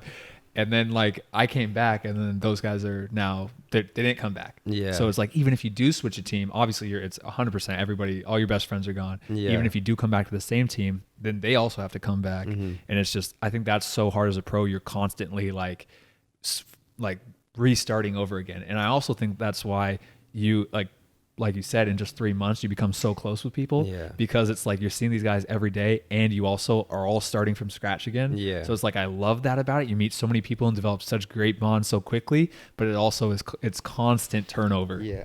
That's the hard, Yeah. you know, because a lot of my best friends, like I have, you know, a couple of my best friends in high school and you know, in elementary school or whatever it is, like, Mhm. you know, you become lifelong friends with those guys. But no offense to those guys, but you know, these guys that I'm with in training, I feel like are some of my best friends in a different kind of way. Mhm. They're like my brothers, you know. We're those guys because I'm with them. Yeah. Like, Constant. every day, 24/7. I live with them. I see their downs, how they're feeling. They're talking to me every day. Like we're having fun together. We're getting in the slums together. Mhm. Like, you know, we're there for each other. So that one, yeah. And then once they ended up leaving, it was just me and Rafa. Mm-hmm. Oh, actually, no. It was me, Rafa, and another guy, Kunle, who was looking for a loan. Mm-hmm. So it was just us three. And we were there up until like winter. So winter, they take a little break or whatever. Mm-hmm. And then winter came. Me and Rafa still hadn't, and Kunle still hadn't played a game. Like we were just on the bench every Mm-hmm. game. And that was so frustrating for us because we were like, okay, like our team is winning 5-0, 4-0 at half. Like, you don't have to sub on the same guy. Like, why can't you just sub on me? Like, Mm-hmm. even if you give me a 2 minutes at the like he would sub on the same guy, an experienced player who's already played, in the Superliga for like 2 minutes at the end of the game. Where I'm like, at least if you sub on me, like that motivates me more now. Yeah, Like yeah, now yeah. I want to get more. So we didn't understand that because we're like our team. Like if our team is 1-0, like we're fighting or like Yeah. 1-1, like by all means, like this is a professional environment. It's not to develop players. Mm-hmm. You have to go for the win. But when we're up 4 or 5-0, that Mhm. was when we were like, okay, like what's Yeah. our team doing? Yeah. And I feel like the mentality did switch though once they switched coaches. They switched management, and because I think they brought us in to develop us and then sell us off to bigger clubs, Mhm. But once that coach came in, it was more just they just wanted to win and get back to the Mhm. top division or whatever it was. So we were just there until the end of the year. And then at the end of the year, yeah, Kunle was still looking for a loan. Me and Rafa were planning on coming back. And it wasn't until I was home off season, whatever, minding my business, like catching up with all my friends, like whatever, they're asking me how is it to be a pro now, all this, blah, blah. I'm telling them like it's nice, this, that. Because it was nice. Like to live in Denmark, it was such a, like we lived in Helsinger. Uh-huh. It was such a beautiful city. I don't know if you ever been to like I've been to Copenhagen. Copenhagen. You've been to Copenhagen? Yeah. So Copenhagen was just like Helsinger. And, Okay. and you know how Copenhagen is, like Beautiful. beautiful. Yeah. And like that downtown area, like you have all the shops, all the malls, Mhm. people are popping. So clean. Yeah, Everything's so clean. Yeah. Everything's popping from like Monday through Sunday. There's Mhm. always something on the road. So it was so nice to live there. Like we had a nice house where we were all 5 of us stayed, played games. They gave us bikes where we biked to training, and we'd bike everywhere because in Denmark Mhm. you could bike wherever. Like so we would bike to the train, then go to Copenhagen, buy some stuff at all the stores or whatever. Mhm. So it was good. So I was catching up with my friends, telling them all about it. Like it's neat, this, that, and then it was like 2 weeks or like a couple weeks, like New Year's came. They called me, or like the club contacted me and was saying pretty much the same thing with Rafa, because I had my ended meeting with them, and I said like obviously like I'm not playing a lot, but I'm not a guy to just quit like that. Like I'm Mhm. gonna be here. Like I'm fine to be here. I'm gonna work harder, and I'm gonna prove to you guys that I deserve to be playing. Mhm. I went home. Then they ended up contacting me saying, all right, like whatever, we don't see that you're going to be playing a lot. Like, you know what I mean? And we think it's better for you. You're a young player. You got to go play or whatever. Mhm. And we obviously there's new guys that are going to come in, this, that. So then that one was another one where it was just like, okay, like not to swear, but fuck. Like, like, Yeah, like, like here we right? go again. Like here we go again. Like, Yeah. I finally signed a pro contract, and I did so, like I came in there, I did so well, and there was so much extracurricular stuff with the visa Mhm. and coach switching, and now these guys are just kind of treating us like because when we were there too, they kind of like, because we were like American, the new coach that came in just spoke Danish, Mhm. and like kind of just like took us out of the equation in a sense. Yeah. Like, and that coach, he only used certain players. Like he used his guys. And even beside, like with all that, I felt like all 5 of us even were training well and doing well. And I thought any of us should have got one chance to play, because we weren't just like, all right, these guys are fucking us off or whatever. Mhm. And we're just like moping about. Like we were training well. So like we were trying to get better every day still.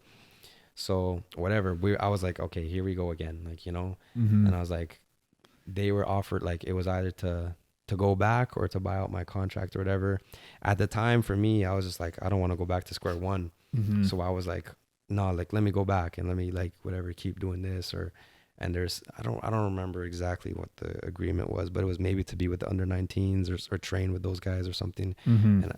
And they were doing some shady deal pretty much to get me to buy me out. Yeah. I don't remember what it was, but it was like if I go back, I'm training with the under 19s, and I was like, I was training well with the first team. Yeah. Like, why am I gonna go? Like, but they were just saying that so like I wouldn't go back because Mm-hmm. they wanted to clear space or whatever.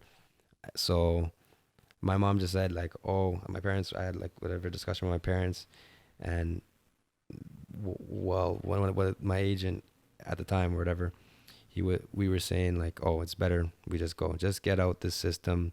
It was kind of a toxic. It was a toxic environment, you know, especially when you go to these like third division teams in like Sweden or Switzerland or these not like the top 5 leagues. Mm-hmm. They'd try all these stuff. Mm-hmm. So we were just like, let's just get out the system. We'll find another opportunity, and we take it from there. Mm-hmm.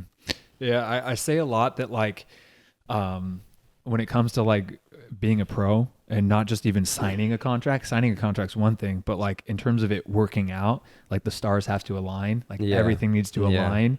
And it's really important not to get discouraged, even though it's impossible not to get discouraged. But like if you are like constantly feeling that you're at the pro level and you're just not signing that pro contract because of visa issues, because of like there's too many players in your position, because you can't, for whatever reason, as long as they're not saying you're not good enough, like you're not at the level, then that, if they're saying that, then the stars don't need to align. You just need to get better. But if you feel like you're like right there, you're getting into teams, you're being signed, and you're just not getting your break, this is like, you just got to get to an environment where the stars align. Like the coach rates your style of play. You're in a good setup. You're being picked early on. You're getting into preseason early. You don't have visa issues that delay you 2 months. Everything just needs to align, and it's going to work out. But sometimes it takes years for the stars to align, you know? And that's what it's sounding like from Toronto to Forge to Denmark. And it was, all those places, it wasn't the best like fit for me, you know, like something wasn't there or something didn't click. And even when I signed, like I was fully on the team, everything, you know, they switched the coach, you know, coaches play a big part, you know, the coach is the one that decides the tactics. He might like your style of play, you might not, you know, they changed the way that were their identity or what they wanted for the club. Obviously we weren't even physically allowed to play because we didn't have a visa at the time. So that, you know, super set us back. Yeah, and it is, and so many players, a lot of players too, they don't see like, oh, I just need the stars to align, and they just quit like that, you know? They're like, it's not working out. I gave it my shot. Now it's not gonna work. But like the people that really do like end up having good careers or making it or whatever, it's just like they don't get like, this might get upset, or you know, it's not fun to be in those situations, but they just keep on like that persistent, like I'm just gonna find it. Just got to keep going, keep going, and then all of a sudden 1 year, you know, Jamie Vardy, then boom, boom, boom, boom, boom. Exactly. Or even not even that extreme, but just like all of a sudden you're playing every single game, starting every single game, you know, for you, the league that, you know, a lower division league, still that's like breaking through, you know? So it's important. So did you end up getting the bought out and leaving? Yeah. So they were just saying, all right, let's just get out of this system because it was not a good system for me to be in. They said, all right, yeah, sure. I'm started from scratch. At least now I said I've signed pro. So at least that I have that leverage to say to other teams, but I hadn't played a game. I hadn't made my professional debut yet. So, but I was still like, I had to be strong about it. Like they were saying that's the best fit for me. And I didn't want to just leave and like have nothing on the table, but I said, I have to get out. And I kind of just took I thought back to the situation at TFC, and I said like, you know, it's not a good environment. It's not over. Like it's not over. I have nothing right now, but let me just keep training. And another one, like it was the same thing for my mom too. Like they obviously they just want to see me exceed, my parents, you know? So seeing me now have to be there, honestly, I feel like it made me kind of snap out of like, there's no time to mope around type of attitude. Cause like, obviously I was like, okay, like what the hell? Like I have no team. Like I'm without a contract, you know? And then just seeing like my parents just be like, just with how they were sad and annoyance. I'm like, there's no time for me to be, you know what I mean? the next thing I get, it's the next thing I get. You know, I'm gonna get another chance, and the next chance I get, I gotta do the same thing that I did when I first signed here. Is, you know, just show them. And then I trained like so hard in Canada. Like when I was in Canada, this was when it was started January, so it was snowing. They had like a facility that was open. I was training like 2 times, 3 times a day, like every day. You don't ever get any better training than after that, like a setback like that, and you're so motivated. Yeah. And all, that's the best training. I was just grinding, well, because I knew that, like, well, I had an agent too, like who was helping me, like, look for teams. And at this point, like, I guess I could say I was a pro because I signed already. So I was just like, all I needed was just another team, you know, really. So I said, okay, I'm gonna find another team or whatever, and then I'm gonna just be ready for that team. That's it. And I do the same thing I did when I went to Denmark. So one of the coaches or whatever who wanted to help me out later onwards, he had some connections with RGV. The Danish coach? No, the one who left. Like the one who left. Yeah, the previous Danish coach. Yeah. Yeah, he had some connections with RGV, and you know, he came to me, or he was just like, he wanted to help me out. Obviously, that now he saw I wasn't playing for that team in Denmark. So he knew some people at RGV. He sent them my video and whatever, or whatever video I had from last year. Or actually, I had to make some new clips from preseason that I had in Denmark or whatever. And I sent, like, obviously my resume, like, you know, I signed here, I've been here, whatever, this long, told them whatever. They said, yeah, come for trial. And I went to RGV, and then I kind of just, like, I knew, like, it was no time to, like, mope about. I was focused. I was training for like a month, grinding, ready for that opportunity, even though it wasn't, you want to sign, just sign. Like, you know what I mean? You don't want to have to go on trial again. But I said, it doesn't matter if I'm starting from scratch. Like, this is my situation. Let me just do the best I can. And that's it. And do the same thing to where there's no way that these guys can't sign me. I have to be so confident in my play so that they have to take me. Or like, you know what I mean? So I went there and I did well. It was what I said I was going to do. Like, I worked hard. I played well. And then they were just waiting to hear from, so I was there for like 2 weeks or something, 3 weeks. And then they were like, yeah, or 2 weeks. And they said they wanted to have me or whatever. Because after 2 weeks, some guys went home or whatever.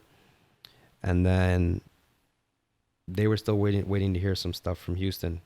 Because Houston, RGV was in a partnership with Houston. Yeah.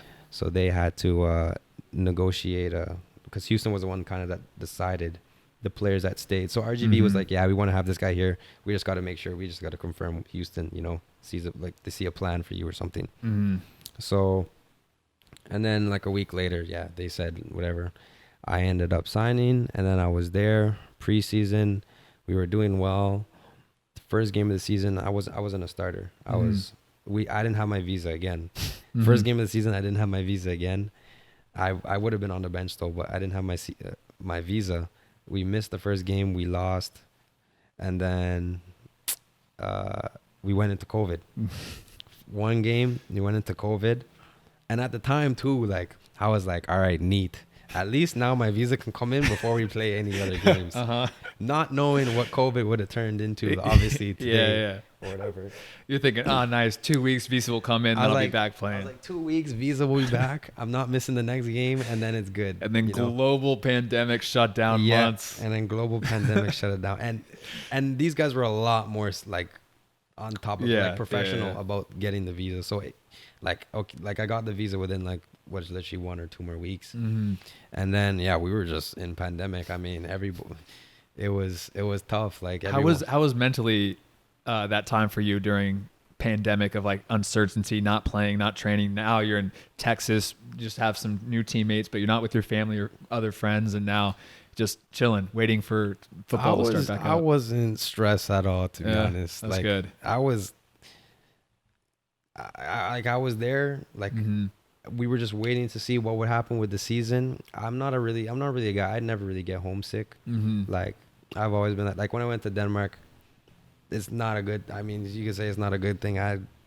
My parents know, like, they contact me every now and then, but when I'm gone. I'm doing my thing there, and they gave me my space. Only like now they actually talk to me a lot more than I used to. But when I was like in Denmark and started RGV, like I talked to them once a week, maybe once every 2 weeks, just to give them a little update or a little text here and there. Yeah. But I wasn't homesick. Like I was kind of just chilling. We were just there waiting. So we had like our runs that we had to do every day or whatever.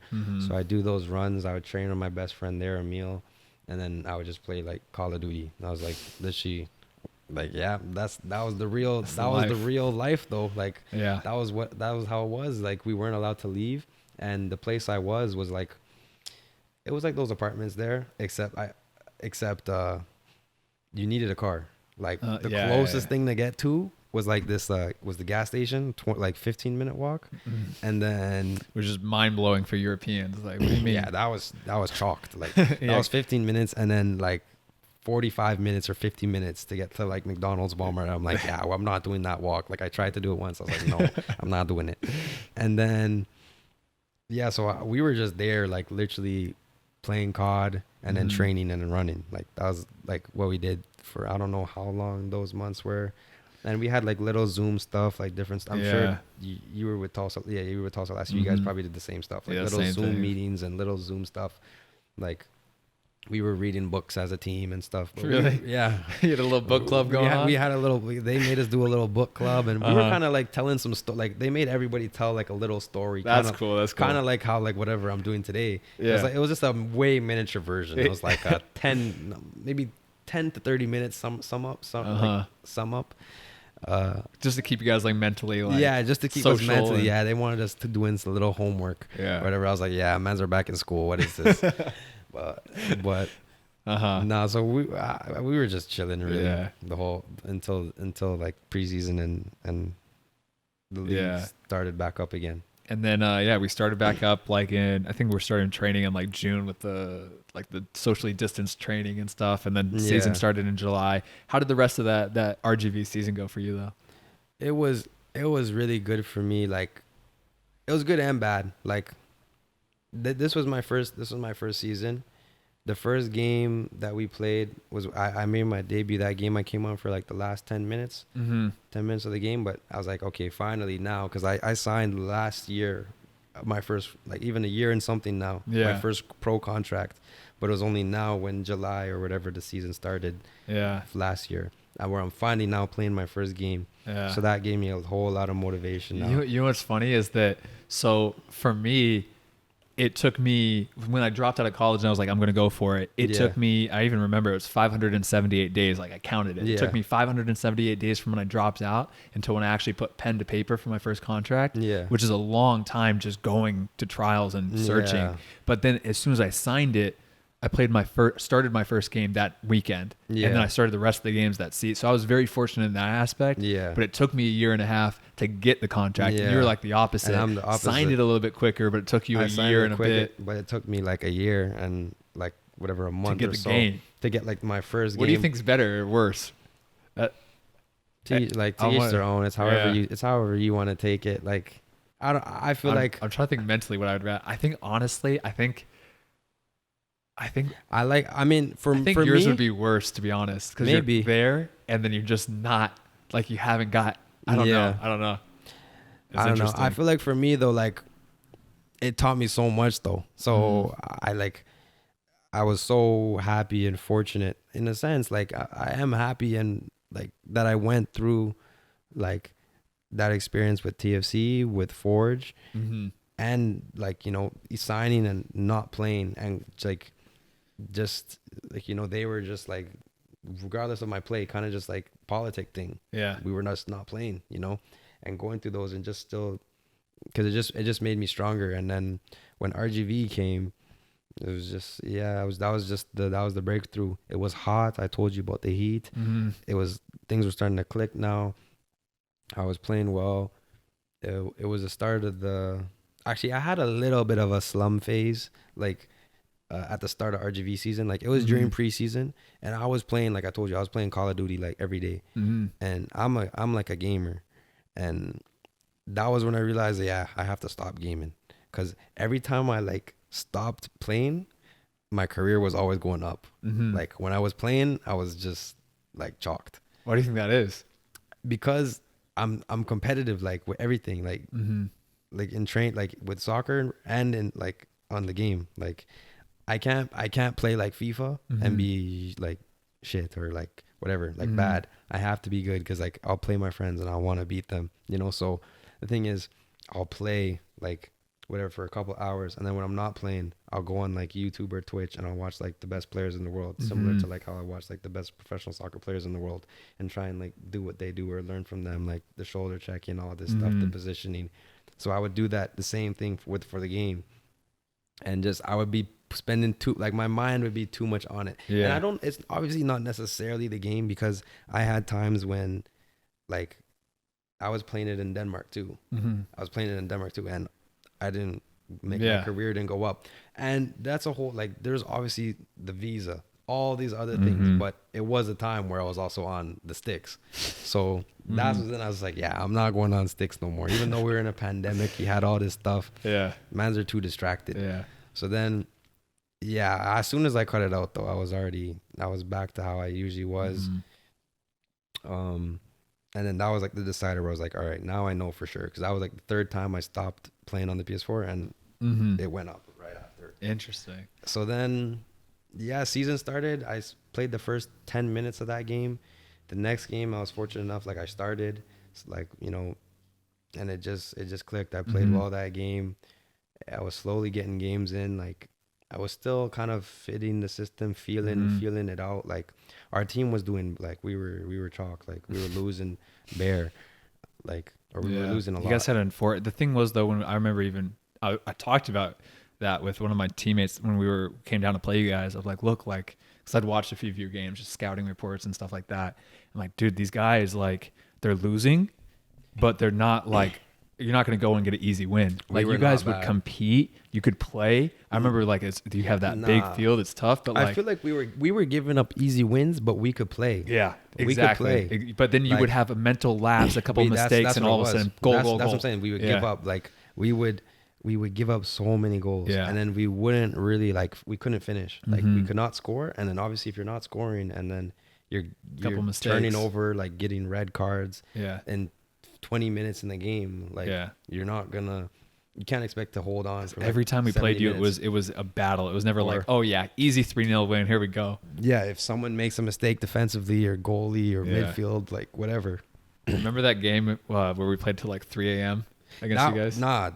Yeah, that one was chalk. With the mosquitoes. That game was I gotta show you the picture. So, I have a picture of my leg after the game, bro. It looks like I have smallpox. Like, it's just a disease, like so many mosquito bites. So for these guys or whatever, the guys for the watching, listeners. For the listeners, we played each other last year when Tulsa played RGV, and there was too many mosquitoes. I never seen mosquitoes like that. It was raining, so we had like a rain delay. The game was supposed to be at like, I don't know, 8, 9, or like 7, 8, or 9 or something like that.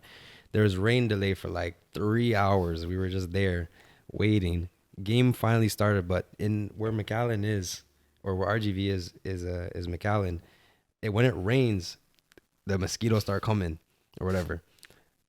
Because it was pouring rain, I never seen so many mosquitoes in my life. It was so bad. Or the camera angle would change to like our coach or something. You could just see the swarm, like over like 50. Like my roommate, the goalie, he was bald. I think he woke up the next day with like 20 or like 25, like just mosquito bites on his head.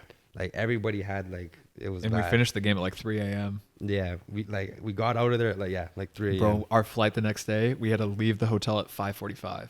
Yeah. So we got in. Like, I remember I got in and like in bed at 3:45 in the morning. I'm like, the best case scenario right now, I get 2 hours of sleep. Yeah. Like best case scenario. It was tough. But yeah, so you were getting into games. You started mentally, like, you must have been like, okay, stars are aligning. Things are going well now. Yeah, things were clicking. Like, it wasn't like a crazy season. Like, I was still figuring, like, feeling myself out, figuring the team. Like, I was playing well. Like, I was earning my spot. Like, you know, I was slowly earning my spot. I was starting. I was fortunate enough, you know, other players were out, and then I was starting to prove myself. So then, obviously, like, you know, when other players are not playing and you're playing well, you start jumping ahead. So I was starting to, you know, do a lot better and start scoring, get an assist, and then like it was a short season. It was like what 13. We played like 13 games. Yeah. But I got a decent amount of starts for my first year. I was like one of the youngest players on the team. So for me, I was just really happy with that. And towards the end of the year, I really started playing a lot better. Like just now, like I had like, you know, my cleats in the turf. I don't know, hooves in the sand or whatever analogy you want to. In the sand. Or hooves in the. True. I think it takes like 10, 15 games to really find your groove. And with Yeah, that the season, groove, yeah. as soon as you get into your groove, all of a sudden, okay, good Yeah. season, boys. Because I hadn't played a season for like until TFC. So Yeah. it was like my first, I was just kind of getting comfortable. Like I wasn't playing bad, but I wasn't playing crazy. Like I was just doing well and showing that I wanted to play. Like I was trying to be as hungry as I can be and, you know, take every chance that I get. And yes, I was just playing good games. And then I finished off the year pretty decent. Like we lost like pretty much every game. We won like 2 at the end. I remember you guys had a little end. Yeah, you guys beat OKC or something. We beat OKC and we beat another team. Austin. Yeah. Because we needed you guys to, or I think we were at the point now where we were like, as long as Austin does just win their last 2 games and we don't lose their last 2 games, and then you guys beat them and we're like all celebrating. I remember that. Yeah. Nah, like that's good. And then so after the season, you had your end of the year meeting, and how'd that go with the coaches and GMs and everybody?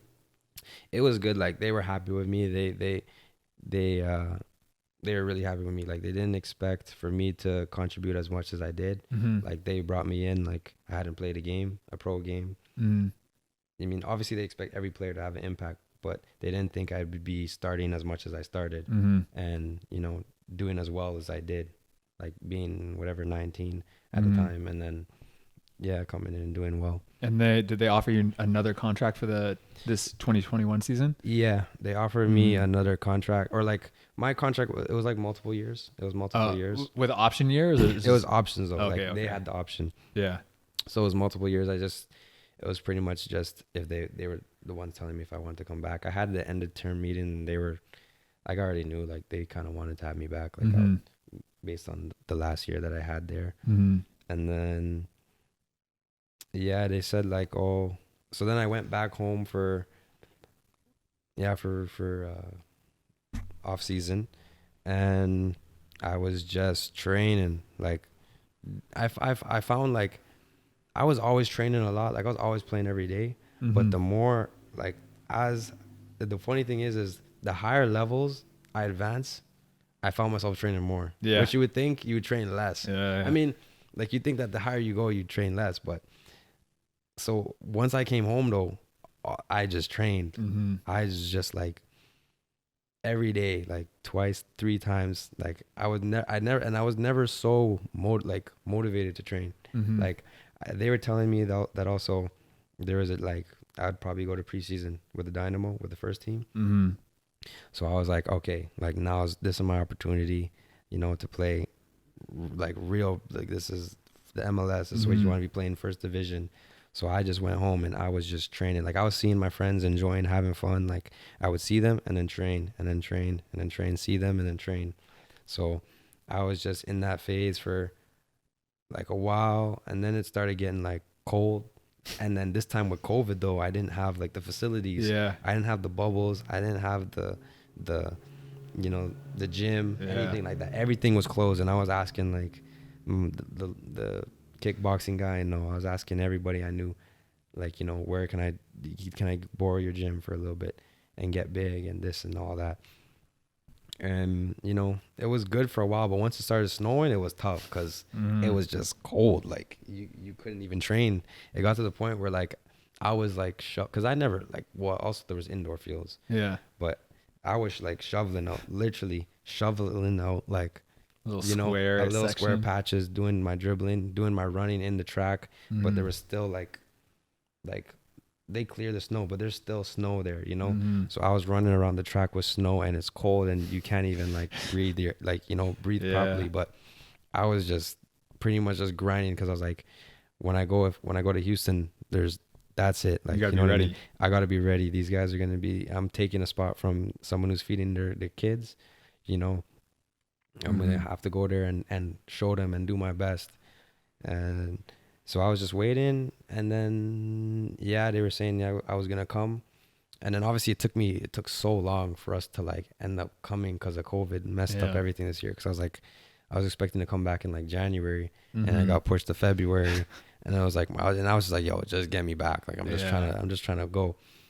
Yeah. Then I ended up going back in March or whatever the start of I don't know. Yeah, it was like, we started like March 1st. You guys started like March 1st? Yeah. It was like a little bit before that, maybe end of February, but start of March though. I was with the Dynamo, and then I had like the week COVID thing or whatever.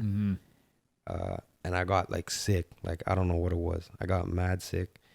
And the next week was like whatever, the proper preseason or whatever. And it was just me and another guy that got brought up from RGV to that. And then it was just the rest of the team and like a couple academy guys and a couple trialists, not a lot. But we were there. I was sick. I was like sick for a while. Like, I couldn't get rid of it because every time I go to training, I'd make it worse and it'd get like good. I was doing okay. Like, I was doing well, but I wasn't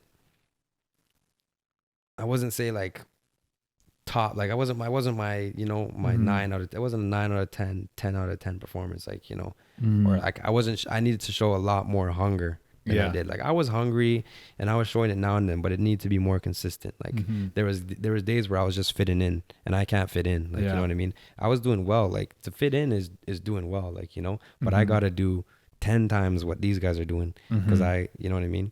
And it's so easy too from the outside to be like, well, just don't fit in, stand out. But like, you're going to like, this is MLS level players. Like, it's not like, oh yeah, you're going in with the local like amateur men's league team and standing out. It's way easier to stand out there than it is to stand out with MLS players. Even USL players, it's tough. But no, for me, like, I was surprised too. Like, going in, like, I thought like, you know, this is the top. But when I went there, I didn't find the level. Like, I knew like that was, and I found like it wasn't even a level like I knew I could play. It was a level I knew I could play and do well in. Like, I was like, it wasn't different from the players I was playing with down there, you know. They're just every player is just a little bit more serious. Every coach is a little bit more serious.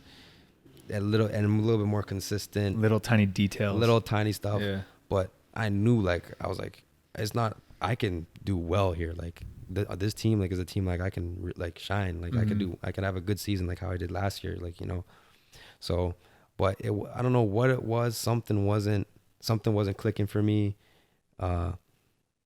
I also was like, it just, stuff was just not clicking for me. Like, you know, I was trying to like, and every day was like, all right, it's a new day. Like, you know, let me just go there and just be me, you know, be Kembo, be hungry, happy, enjoy or whatever. And I was like, there'd be days where I was doing really well. And then there'd be days where I was like, I never really did bad, but I never, like, you know, excelled to the way I knew I could play, you know.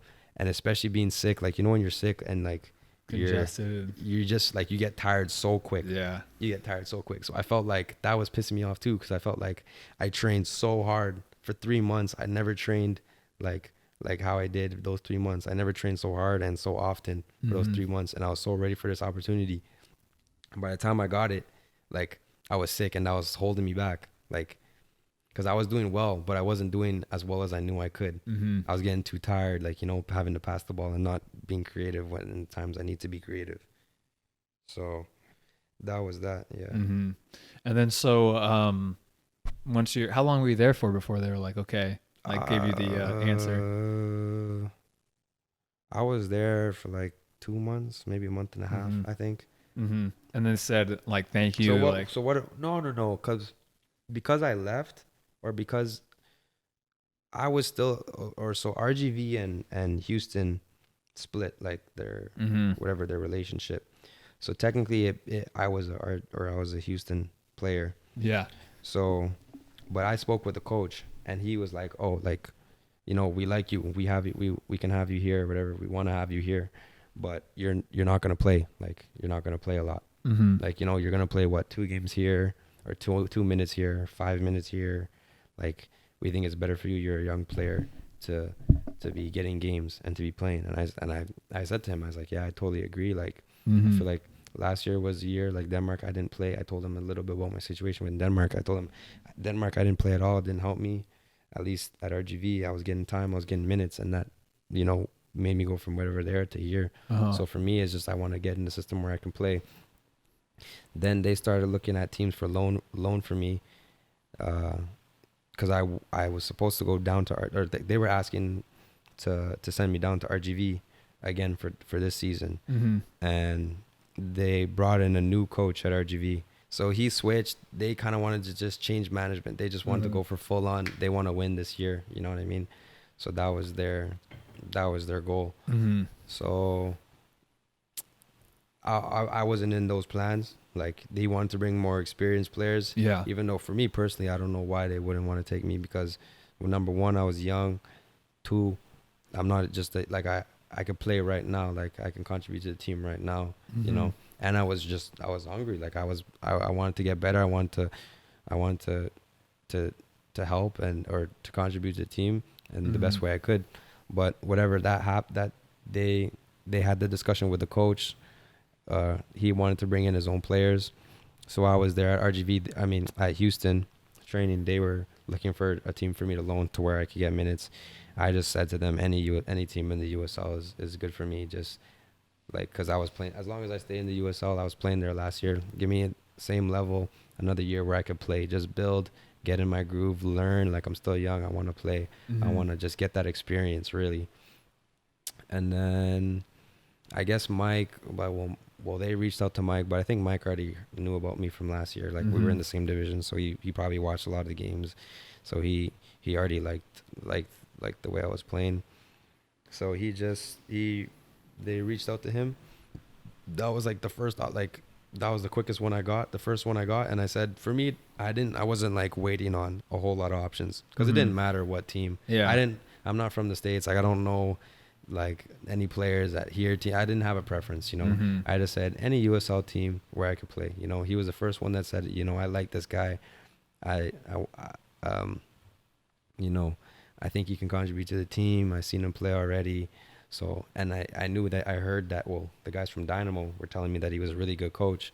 So I was like, he's a good coach. He wants to have me here. It's a coach that wants to have me and have me a part of the system. And then it's in the USL. So I said, okay, that's good.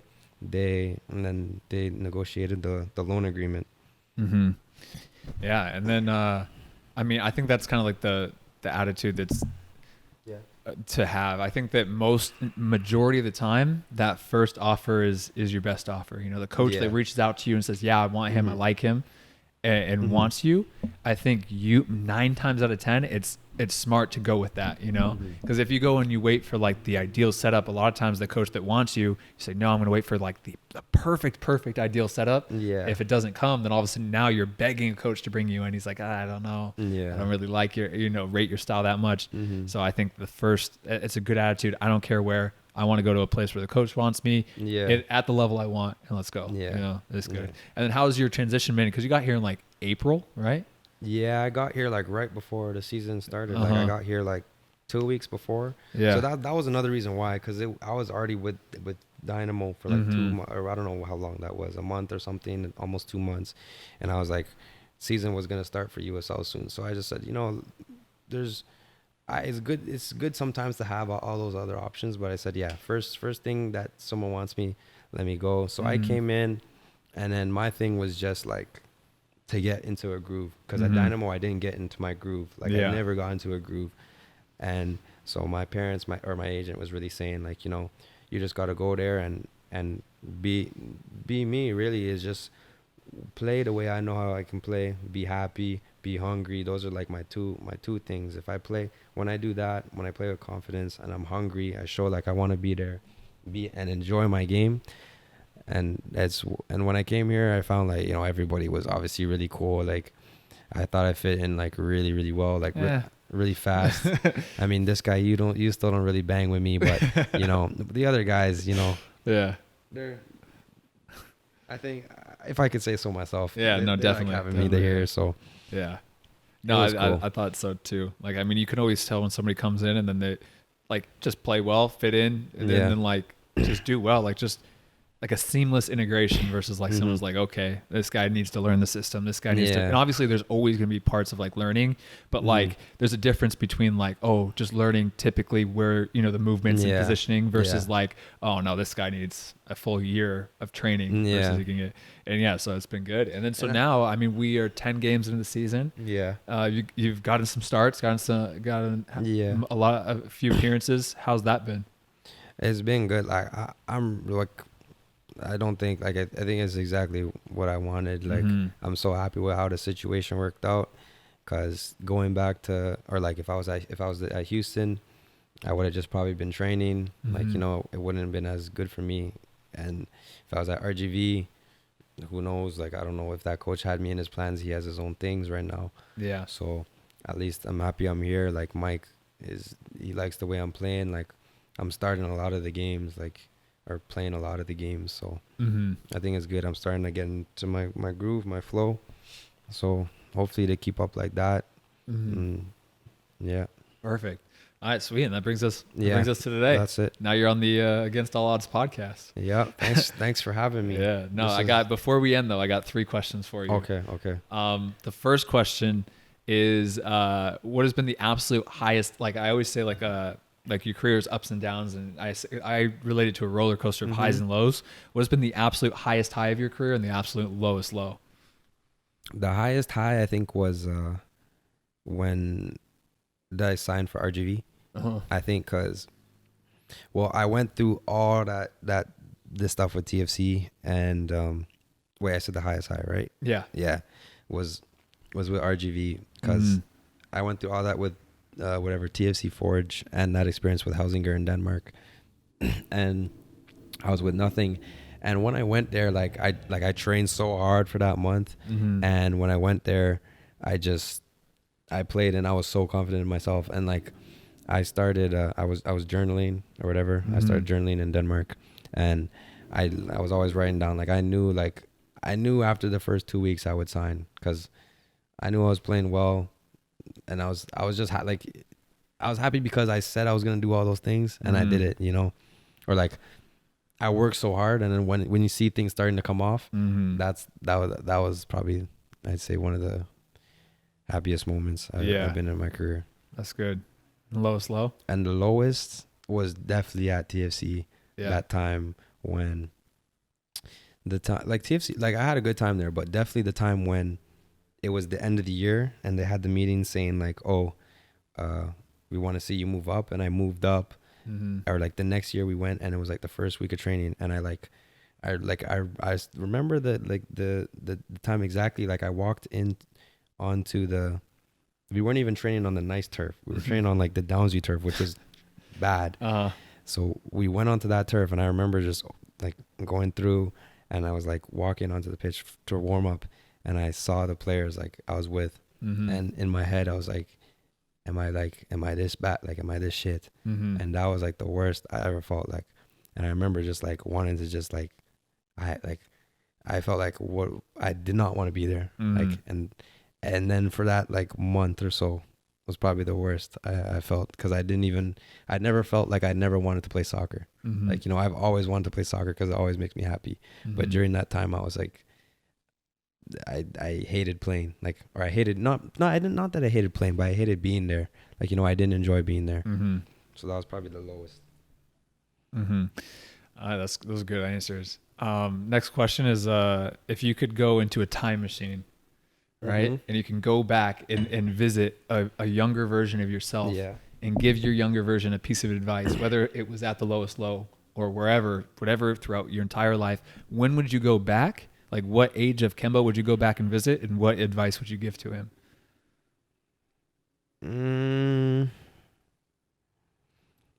That's a hard question. Yeah.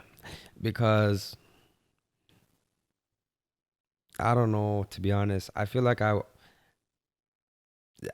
mean, maybe I wouldn't really want to go back. I don't know if I could say that as an answer, but yeah, you could say it. Like, I feel like if I went back and I told myself something, I wouldn't have gone through that or really felt that, you know what I mean? Like, if I went back to even the lowest time of the low, and I didn't say I didn't want to feel how I felt at TFC, if I told myself, what would happen or what I should do, then I might not have felt that way, and I might not have learned from that experience. So I wouldn't really want to go. Like, I don't regret anything that's happened. And like, there's stuff that I wish went this way and I wish went that way, but I feel like it's only made me stronger. It's only like, it's taught me. You learn from those moments, you learn from those experiences. And I feel like, well, for me, like, I don't regret those. And in a sense, I look forward to those, like, cause I feel like even the next time I go through a slump, all I know is if I can come out of that, and I'm going to learn something new and be better than I was. Yeah, that's a good answer. I like that. Nobody's said yet that they wouldn't go back. Everybody has had something, so I like the different answers. It's good.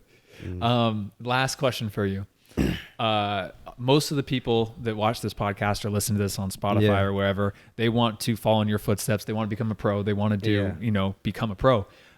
What advice, like general advice, would you have to everybody listening and saying, look, I want to follow in Kembo's shoes. I want to become a pro. What would you say to them just generally? I would just say, like, I mean, I'm pretty sure everyone just says keep working hard and hard work, but it's all of those things. It's, and I like to say this thing for me, this is how I like to live my life is I say, speak life into existence, and it's like you have your vision, you have your goal that you want to, or where you want to get to. And it's not just about that. It's about seeing it. It's about believing it every day, that you really think that you can get to that level, and you see yourself being there, like really believing it, and then working hard for it, and then working like, as best you can every day, trying to get better at whatever the small things are, those small details. And then once you start doing those things, you see, like, you see it, you believe it, and you start working towards it. Things just start happening. Because I found every time in my life I have a vision, and I believe I could get there, and I work hard to get there, is when I found I could get there. So for anyone, wanting to be a professional, I'd say that's the thing I'd recommend. Know yourself the best. You have the dream of getting there. You believe you can get there. Work as hard as you can get there, and you keep at it, and you're going to get your opportunity one day, and you're going to go through a lot of hard times. But I feel like you got to use those, or try and take those as learning lessons and things that can only make you better. Perfect. Awesome. And then anything else that we didn't cover, or anything else that you want to say on the podcast? No, you're reaching billions of people right now. No, yeah, I got my that. I forgot to mention a little bit about that speak life, but I said it right there. That's the thing I love to live by. I started doing that.